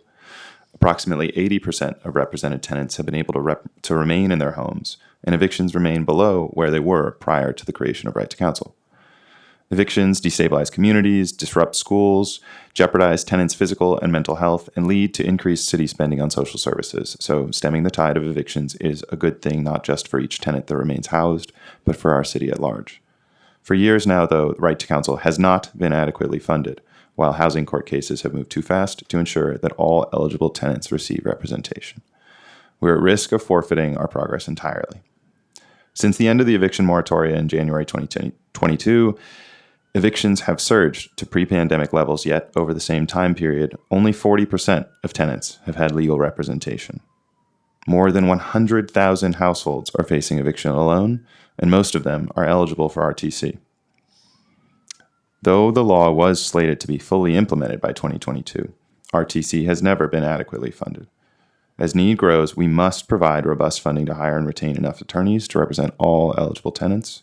And so ANHD joins the RTC Nycc coalition in calling on the city to fully fund right to counsel by adding at least $350 million to the annual budget. In the short term, it's essential that OCA paces cases deliberately to allow all tenants a real opportunity to secure an attorney through RTC and to meet the broader promise of the law. Thank you. Thank you very much, Jenny. I have one question, which is, we heard from several people about the problems with online at Bronx and Queens. So is that something that it should be, people should have a choice. They don't have a choice. Well, they do. In the Bronx, they can come in and Judge Stoller's still here, Right. so he can correct me. So in the Bronx, they can come in and do the virtual appearance through a but team setup in the court, but not in Queens. So it's in Queens, it's as someone, I think Jonathan Fox described, a tenant gets a letter and there's a QR code on the letter and they scan that and connect. So there isn't a physical in-person intake in Queens. So, The other boroughs do, obviously. Manhattan's done. Councilmember Phillips. But anyway, something to work on then. In Queens. I mean, you think like, I know everyone in this room can use a QR code and recognizes it, but that's not necessarily the population that's in housing I court. don't think everybody can, and language is always going to be. Yes, right. Interpretation is an issue. Okay. And the court is very good. I will acknowledge this. They're great at providing interpretation in the courtroom for the cases, but the folks in the hallways are not entitled to an interpreter and don't always have interpretation. So okay. That's very helpful. Yeah. Something to work especially in Queens where you have what? Lots, yeah. All right. That's helpful. Thank you all very much. And you're going to get us your testimony. All right. The next is Octavia Solano from CASA, Olivia Thayer, Beth Finkel from AARP, and Athenia Lafrove from Cooper Square.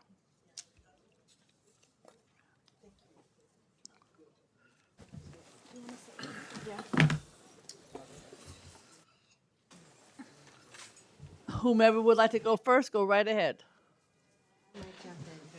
I think I was the first one here this morning, if you don't mind. I was here at 9:30, so appreciate it. But if anybody else is, okay, good. All right, and I'm going to make mine really fast because you've had great panels of experts. So I'm Beth Finkel.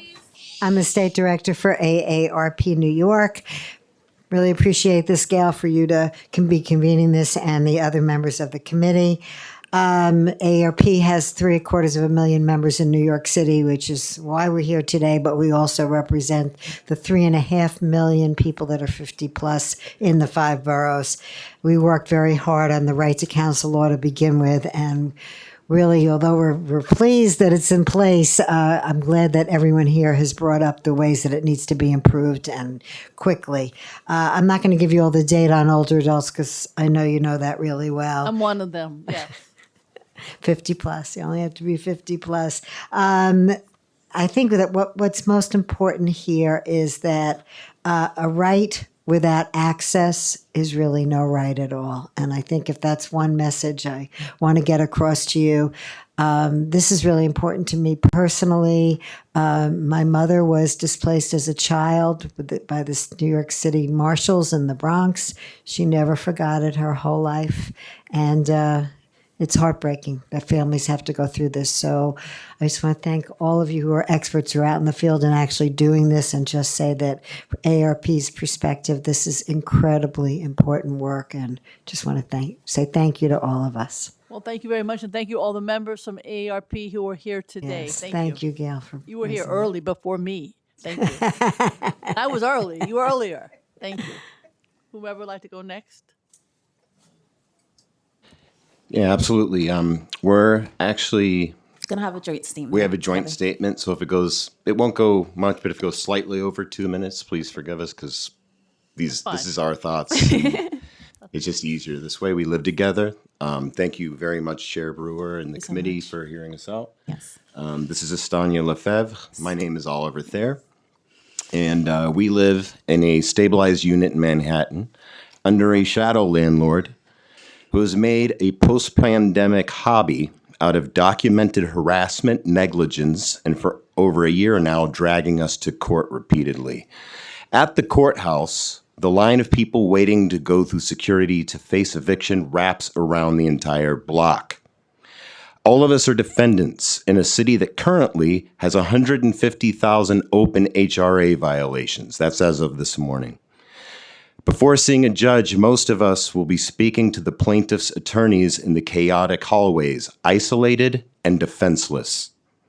We are the hardworking New Yorkers, diverse in ethnicity and backgrounds. We blow into our hands in the frozen morning air and wait, all facing the same threat. Most of us don't know how the justice system works, what the laws are, or what our rights are. We don't know what resources exist and what their purposes even could be. As a result, we are controlled by the fear of the very thing that is happening to us, subservient and cowering beneath a building our tax dollars pay for. Hours go by, and we're told by a jaded court clerk to run as fast as we can from the courtroom to an elevator. With a little luck, we'll catch the attention of one of the few attorneys present before they leave the building indefinitely at noon, sometimes later, sometimes earlier. Once upstairs, we ask an overworked, underpaid, exhausted lawyers to please explain the situation, to please help us, to help our families. But why would we be chosen over anyone else from that long, winding line outside? Don't call us, we'll call you. We overhear a conversation about a new taqueria truck on White Street. Rather than being honored by this city as is mandated by law to protect tenants' right to counsel is treated similarly to the homeless, stepped over and forgotten to get to shinier things. Stepped over and forgotten by a brutal court system grinding through tenants as quickly as possible on behalf of landlords. We're told there's a housing crisis, but one person's crisis is another's windfall. So whatever you do, if you are a tenant, thoroughly document all proof of landlord negligence, harassment, and financial fraud committed through an ever-shifting network of shell companies whose owners rely on and profit from the displacement of New Yorkers. Do you want to add? Can you want to add to it? Do you want to go ahead? No, I just agree with everything that he's saying. Yeah. And yeah. It was co-written. Yeah, so it's just like I'm just nodding my head in agreement. It's our co-statement that we've been going over. And this is the last little part.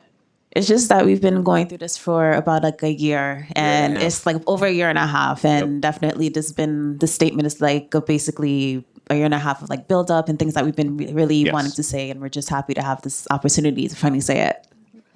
That's it. Thank you. And so We can probably try to follow up offline. There's one final sentence. Sure, go ahead. Thank you. Survival has a steep learning curve when our only resource is to be our own counsel in the face of those unwilling to be held accountable for a system they intentionally break, but they will not break us. Thank you very much. Thank you so much. Thank you. Go ahead.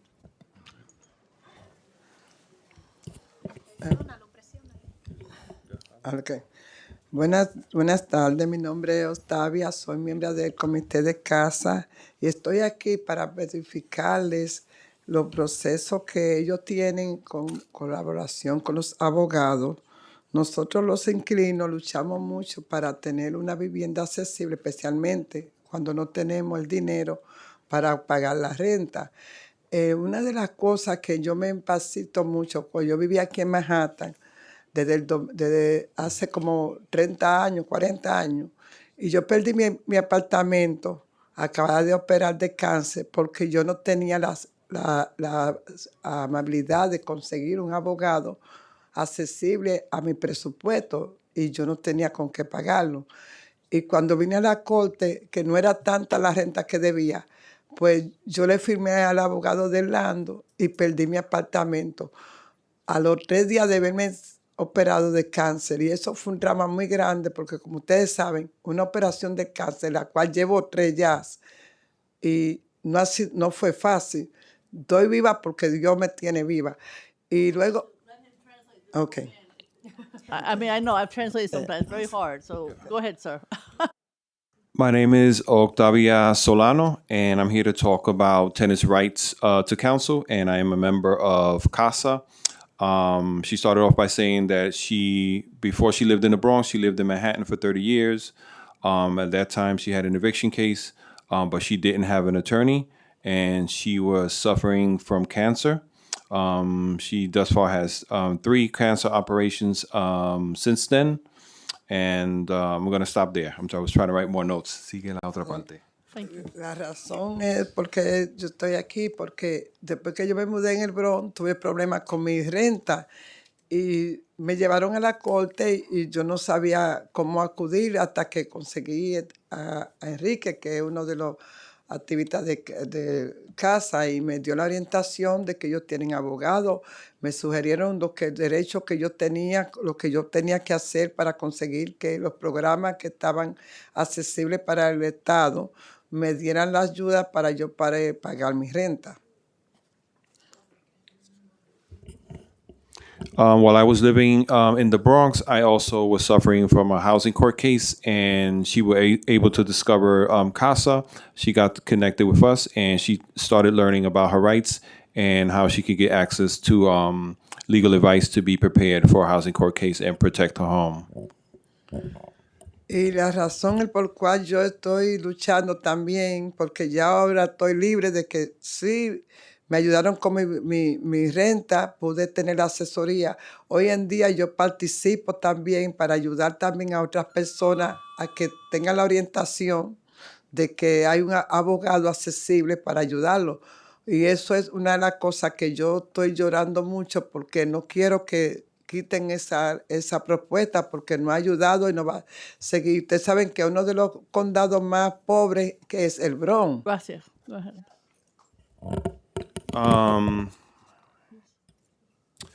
She was saying that one of the reasons why I continue to fight is to help others that are facing the same situations as me. By not having an attorney, I want to make sure that everyone has the right to counsel, and that these programs can continue to exist so it can protect all New York City tenants. Thank you very much. Gracias. Thank you. Okay. Gracias. Michael Diller, who is from UAW. Atusa Musafi, also from UAW. And Chandler Hart McGinley, also from UAW.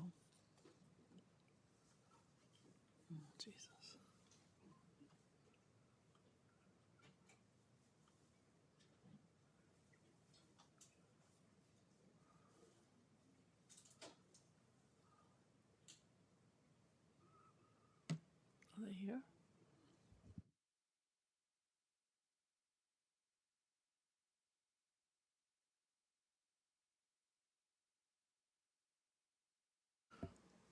Thank you very much. Yay, UAW.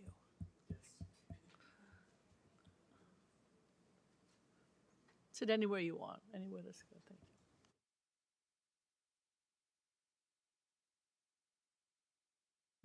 you. Whomever would like to go first, go ahead. Okay. Good morning. Thank you to the City Council Committee on Oversight and Investigations for the opportunity to provide testimony today and for your commitment to this program.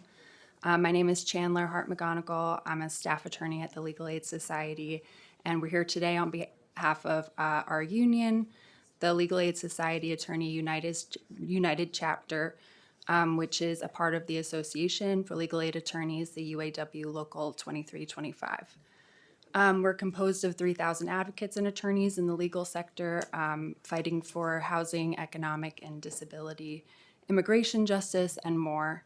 And we're here today to express our support for the joint testimony of the Right to Counsel legal service providers and to provide feedback that's informed by our observations and experiences as the frontline advocates providing eviction defense services. The Right to Counsel program has been chronically underfunded since its initial expansion in 2019 to cover all eligible tenants in every borough, and legal services providers just don't have the capacity to take on even half of all eligible tenants' cases. Eviction rates are now on the rise, and it results in preventable and unnecessary evictions. We appreciate the efforts of HRA OCJ to improve data collection in order to target improvements to the program. And as union staff attorneys, our experience is reflected in the findings in the IBO and comptrollers reports that have come out in the past year, which are able to estimate that at least 40% of eligible tenants are not served by Right to Counsel. We are also pleased to hear a consensus evolving around the three important factors that can improve Right to Counsel, which seem to be upstream interventions, structural courthouse interventions, and of course, more funding so that attorneys can dedicate their limited time and resources to the cases that actually really do need intensive legal support. Staff attorneys and advocates believe in the potential of a true right to counsel, but now that there are still so many common patterns of preventable unnecessary evictions, like tenants who have paid all of their portion of the rent but are being sued or evicted for their Section 8 portion or a city FEPS portion that is not within their control or responsibility. Tenants who have FEPS or city FEPS subsidies that have inadvertently stopped paying or been suspended temporarily for benefits issues. Some of these tenants have shares of $0 and are finding themselves in housing court to try to resolve their cases alone without the help of people who can help navigate the system with HRA. And cases where default judgments are taken or an easy one-shot deal could resolve a small amount of arrears. Thank you very much. Next. Thank you. We won't belabor the point, as you heard from many of the other providers, as well as the IBO and OCJ. The cases that we are now involved in far extend beyond 1 year. They're rarely summary in nature. And as other providers explained, the complexity of the cases that we see beyond non-payments and holdovers, resulting in whether or not subsidies are in play or rent regulation status and the various rules and laws that compound the necessary substantive legal issues. Obviously, the cases take far more time, but additionally far more resources. The attorneys on the front grounds, our front line who are doing this work, are not only doing the substantive legal work, they're also doing the advocacy work. They're liaising with community organizers, other nonprofits, charities and grants, as well as HRA, in order to assist clients in the most holistic manner to preserve their housing. The scope of our work as legal advocates extends far beyond appearing in court and filing motions and preparing for trial. Obviously, we're doing this extended advocacy, but we lack additional resources. We are often interpreters and social workers and paralegals and investigators on these cases as well. By expanding right to counsel to not only meet the scope so that all eligible tenants are actually afforded the opportunity and access to justice with full legal representation and not just brief legal services, we can ensure that those additional resources help the entire household, whether it be an individual or a household with minor children or adults, any eligible tenant within 200% of federal poverty line. One day, universal will mean truly universal. We are not yet at that day. I will also just say that the majority of the right to counsel attorneys and advocates are unionized, as Chandler already mentioned.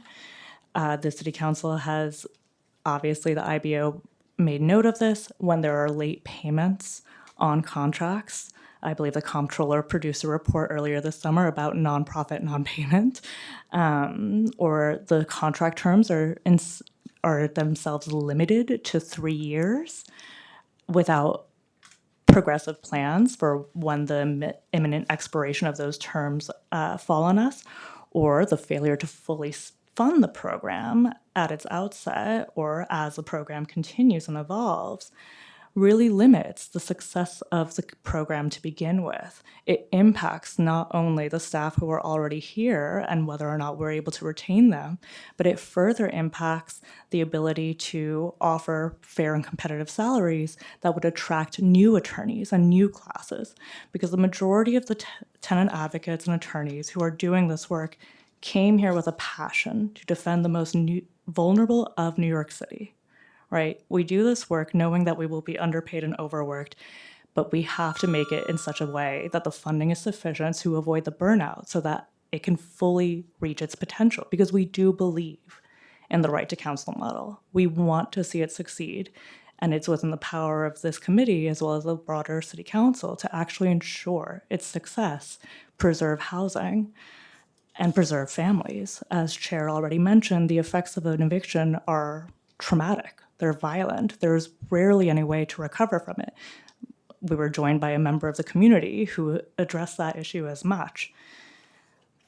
If right to counsel is to succeed, if it's to be a civil parallel to Gideon, the City Council has an obligation to fully fund it, to expand it further so that all cases can get not only full representation, but those triage cases that HRA has created those 3 potential avenues for, so that no one experiences homelessness, no one has to deal with the displacement and the long-term effects on their health. And the lack of funding for right to counsel is truly exacerbating a crisis that we can prevent. We know, we got that part. Yes, Thank we you very much. appreciate it. Thank you for the time. Thank you, go ahead. Thank you. I believe my colleagues covered. Thank you, Chair Brewer. My colleagues covered our material, so I'm here in support of them, but thank you. Yes. Thank you very much, and thank you for your work recently. It was very appreciated. Thank you. Thank you for shouting out our efforts.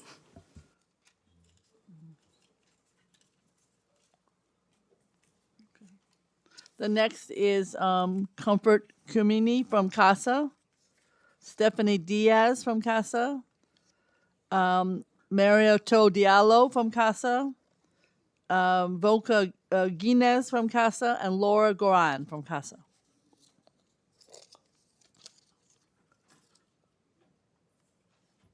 Everybody else in CASA too. Whomever would like to start. Oh, here comes everybody. Okay. Thank you. Whomever would like to start, go ahead.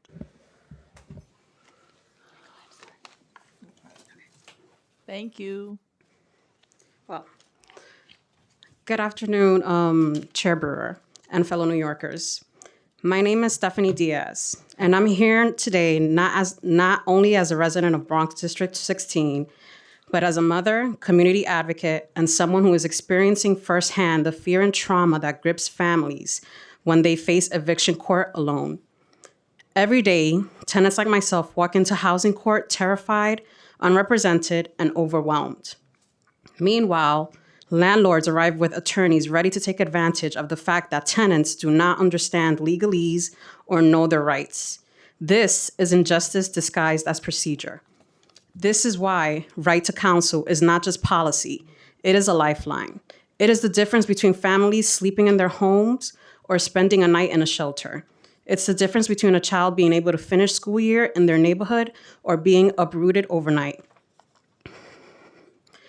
When people have the rights to legal representation, they have a chance to fight the corrupt tactics landlords are using to kick out tenants they no longer see as profitable. They understand their rights, they can negotiate fair terms, and most importantly, they can stay in their homes. The right to counsel has prevented thousands of unnecessary evictions. In the Bronx alone, during the fiscal year of 2024, tenants that were represented in the Bronx were stayed in their home. It was 93% that stayed in their home and won their cases. It saves the city money, it strengthens neighborhoods, and it upholds the very values that New York stands for, which is justice, compassion, and community. But when this right is underfunded or weakened, we are telling low-income families that justice depends on the size of your wallet. So I'm asking you today, as a mother who wants to see her children grow up in a city that protects its people, to fully fund the right to counsel and advocate for statewide right to counsel to be passed and funded. Because behind every case number is a family, a story, a life worth fighting for. When we protect housing rights, we protect hope. And when we stand for right to counsel, we're saying loud and clear, justice belongs to everyone, not just the privileged. Thank you very much. Well said. Who's next? Hello, good morning, committee. Good morning. We thank you all for giving us the time and opportunity to come here this morning, to point our views. My name is Comfort Kumi. I'm part of CASA in the Bronx. I had an issue a year exactly ago. I was in court in November 2024. I am a tenant that first week I pay my rent. My landlord secretary cashed my check, and they were demanding the money from me again. So we went to court. And I just want to say, thanks to right to counsel, I had to get somewhere, to solve the situation. I just want to say I thank you all, but what I'm saying is that on that day we went no lawyer. So how do the committee now do the right way to find some response and resources for the lawyers so we can get lawyers to go to the court? When we go to court, we have lawyers to support us as tenants, so we can win our cases, the right way. How is that funding going to go up? I would like to beg for you all to help for them to hire more lawyers. I went to the court by myself, and there were no lawyer for me, but I still said I will, talk for myself. So I'm begging the Council of New York to find a resource of hiring more lawyers so tenants can have lawyers and be out of the harassment of this landlord's department harassing us. On another second issue, I want the committee to find a way to tell landlords. 3 months ago, just 3 months now, I've been in my apartment for about 30 years. And, my lease always 2 years. My lease is not due until next year. At this point, the landlord, I think, sold the apartment to another landlord. Now, this landlord that came 3 months ago wants to break my lease. So I am, begging the committee to reinforce something in writing and handing it to the landlords that if somebody's lease, a tenant's lease, if it's not due yet, they cannot just come within 2 months or 3 months to say, I'm giving you a new lease to sign, and then they increase the rent again. Thank you all for listening to me. Thank you very much for your stories. Go ahead. There you go. Hello, my name is Norma Ginez. I'm a member of CASA, but I'm a member of many different communities. I care about my community. I am involved heavily in the educational part of it aspect. I advocate for other people. I do also for Writers Alliance. I do it with our CEJ.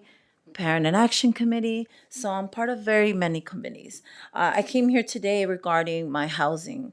I came here to move from Long Island in 2006. And since then, I've been harassed by landlords, and I never, like, I think used to depend on the government or anything like that. I used to work in the hospital for 10 years prior.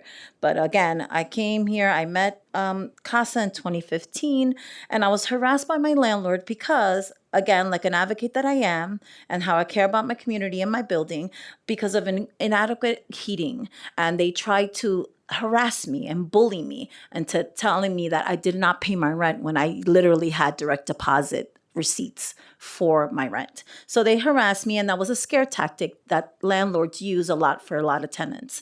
And I didn't figure that out until, I came here. They continued to harass me. I was unable, thanks to these laws that are being in place, had I not had legal representation or organizations like CASA, where they provide legal counsel for us, I would have not been able to state my case. I didn't know that also they owed me tons of money. I had money like backlogged like for many years, and that they owed me. So I'm coming here now to you guys to beg you that you pass the local law and you continue to give us and give other people like me and working class or people that are under public assistance help, because we need it. Our landlords are, have multiple violations, and they continue to get more buildings, and they harass and bully each of us. Like currently right now, our elevator's been broken, and now we're gonna go maybe like for 3 months without an elevator. We have a 10th floor facility. So now all of us, tenants have to, walk up the stairs. Thank God I live in the 2nd floor, but I feel bad for my other neighbors, and then meanwhile, our glasses are getting broken. We have constant criminal activity coming on all the time. It's not like an isolated incident. It's happening every 2 months. And it's really bad. So our management is not keeping us safe. The cameras are not working properly. There's been theft of our packages. So there's a lot of things that they're doing, and they're violating. So I thank you again very much for listening to us. Thank you all. We are going to work on more funding and everything else that came up today. But your stories are impactful. Thank you. Thank you. Thank you.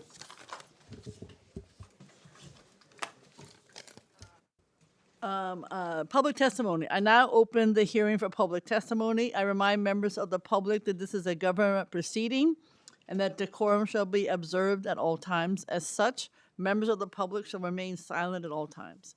The witness table is reserved for people who wish to testify. No video recording or photography is allowed from the witness table.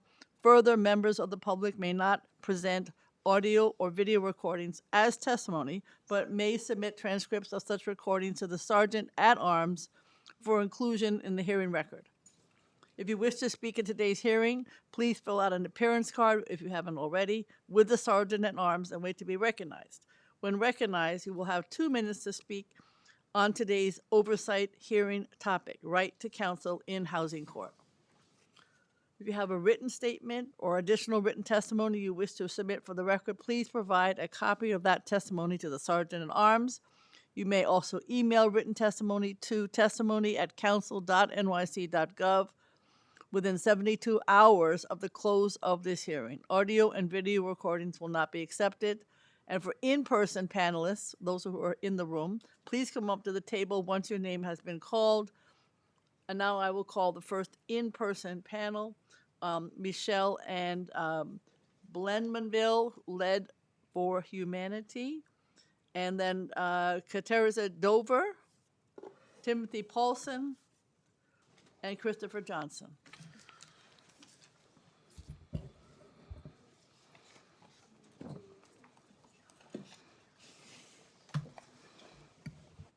Thank you very much. Hello, my name is Michelle Ann Blomenville, and I'm a health educator for 40 years and an adjunct lecturer, NYU trainer, American Red Cross, and various amenity companies in the city.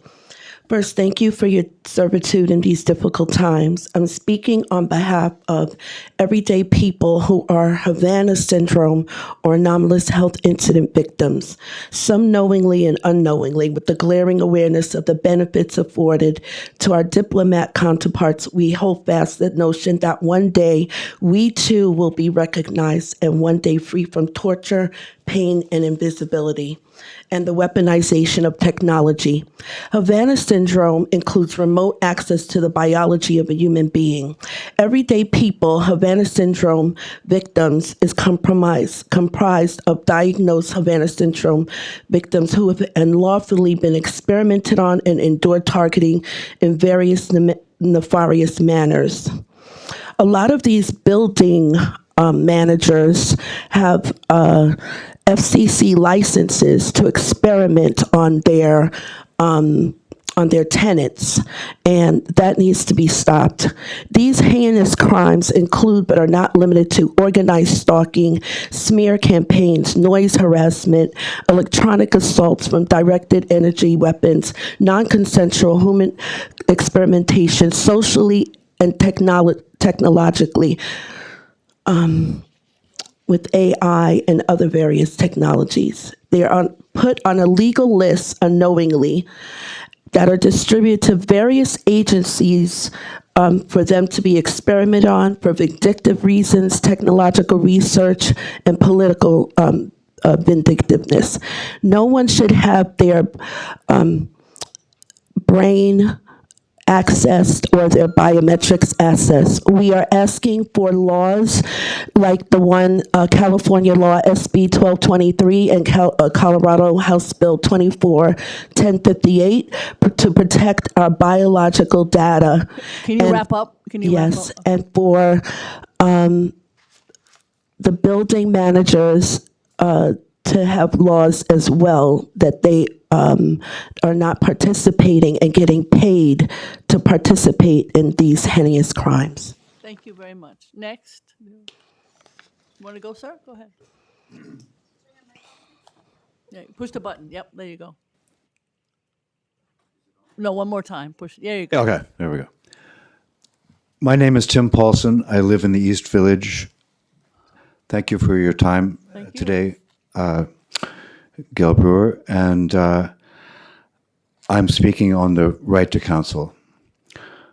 On a 90-degree morning on January 23, 2025, I woke to a hard knock on the door.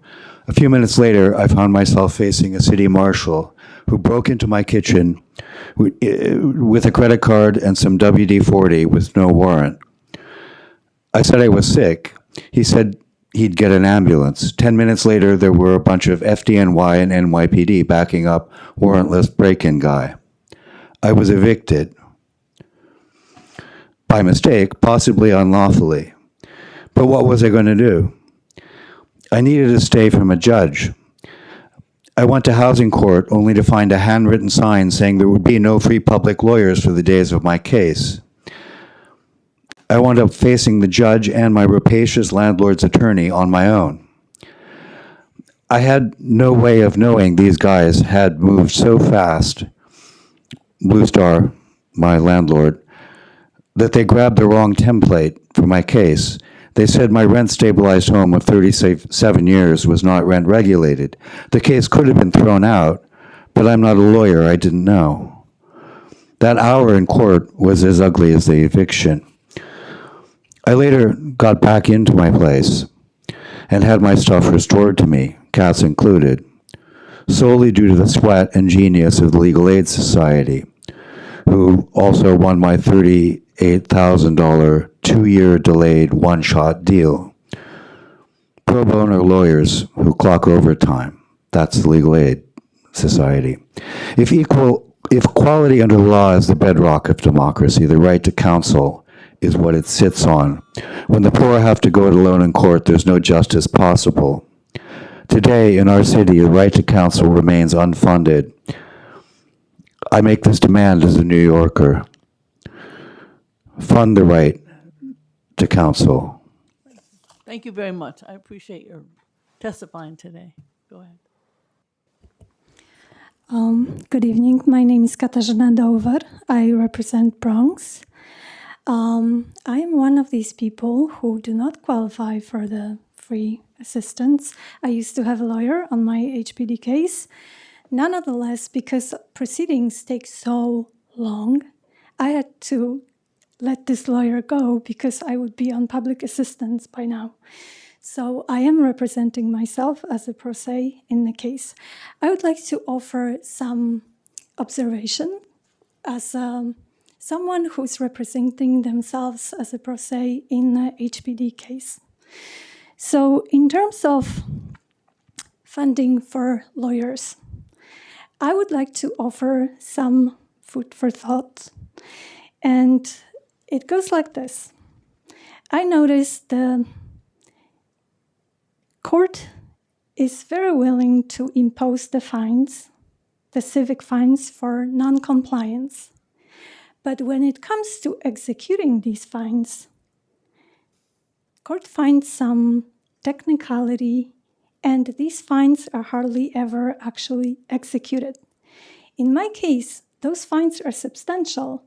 It's $82,000 plus additional $40,000, so $120,000. I think that would make one salary for one fine lawyer to represent 70 cases. And that's just one example.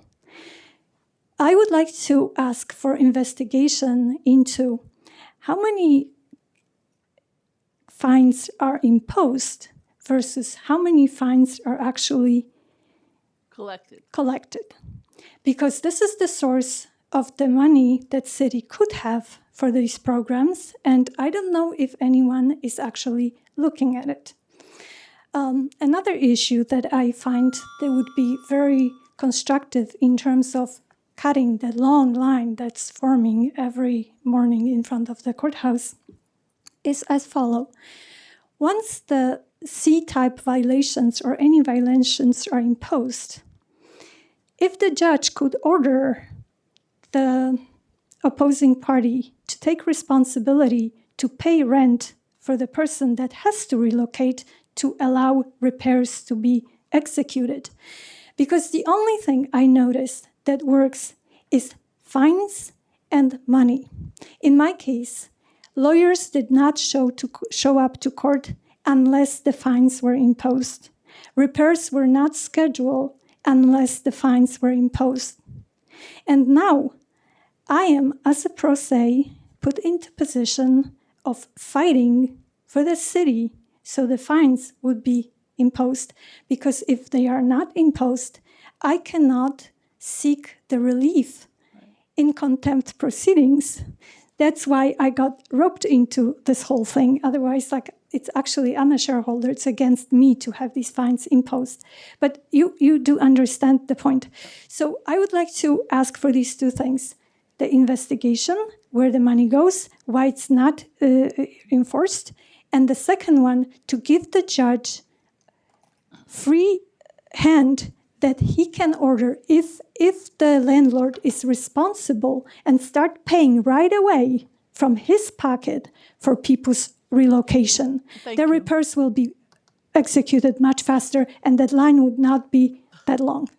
Thank you very much. Go ahead, Mr. Johnson. Yeah. Hello, Chair Brewer. My name is Christopher Leon Johnson. I think that a little disclaimer. I think that you should have gave us the same amount of time you gave those nonprofits. I think it was unfair how you treated us, this panel, unlike you treat the nonprofits. I understand that the nonprofits own the city council, but if they get 3 minutes and 4 minutes, we should get the same amount of time to speak.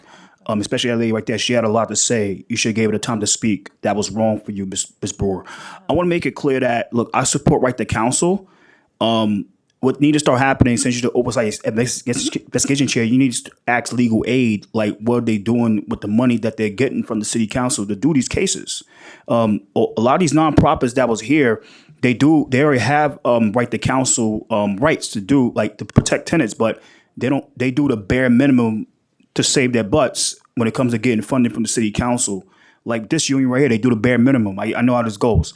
I'm calling the city council to really have another hearing and start calling and have like a special hearing with all these nonprofits like Legal Aid Society and all these other nonprofits and ask them like, we give you all this money, like what are you doing? What are you doing with the money to help out these tenants? Because what I'm hearing from a lot of people, especially Anthony Sabelli, he told me last night that what they do is they do the bare minimum for the tenants and they just say, oh, we'll just stay in those 2 months and then we'll kick you out. And that's not right.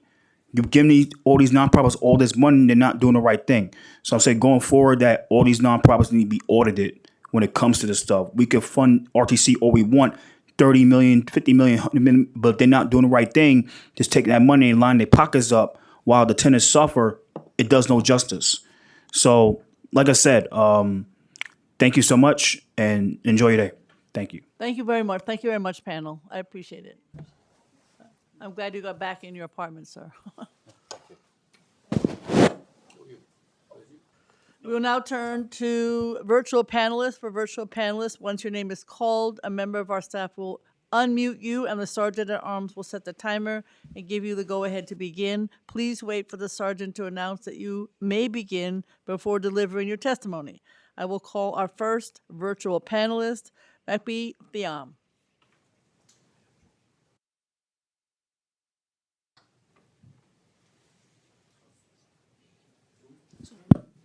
Starting time.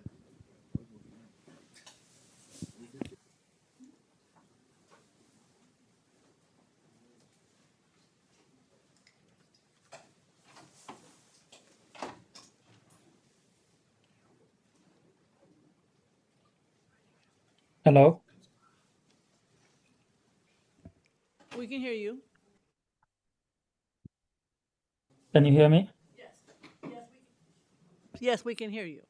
Okay, yeah, I was just making sure it was my turn to speak because I didn't hear it. My name is Bakacham. I'm the Housing and Health Community Organizer at the Center for Independence of the Disabled in New York. We advocate for people with disabilities in the 5 boroughs of New York City. I'm stepping in this hearing because of the importance of people with disabilities to stay together with their family and be represented when they have to face housing court or when they have to be in court with against the landlord. So it is also very important to us because we need to know about the program. People with disabilities need to know and understand their rights to be represented before being subjected to eviction. We also need, we demand organizations that receive the right to counsel funding to expand the program and develop an outreach strategies that's very inclusive for people with disabilities. I'm also here to urge the city to provide more funding for this program and expand it.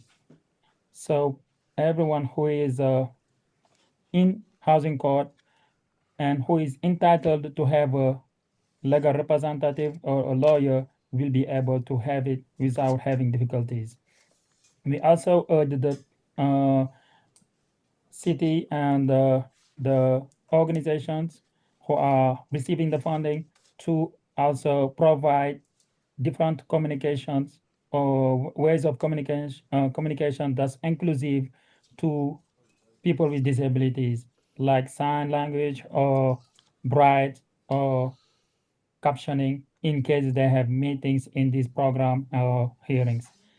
I will submit a written testimony, but I wanted to take a moment and thank Councilmember Gail Brewer and for providing us the opportunity to testify. Thank you. Thank you very much. Thank you for making the time to testify. We've now heard from everyone who has signed up to testify. If we inadvertently missed anyone who would like to in person, please visit the sergeant's table and complete a witness slip. If we inadvertently miss anyone who would like to testify virtually, please use the raised hand function in Zoom, and a member of our staff will call on you in the order of hands raised. I will now read the names of those who registered to testify but have not yet filled out a witness slip.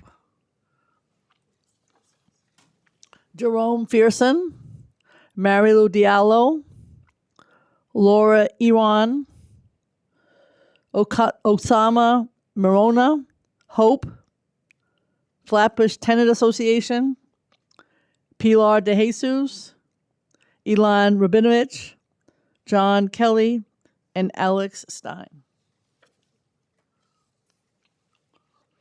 Seeing no one else, I would like to note again that written testimony, which will be reviewed in full by committee staff, may be submitted to the record up to 72 hours after the close of this hearing by emailing it to testimony@council.nyc.gov.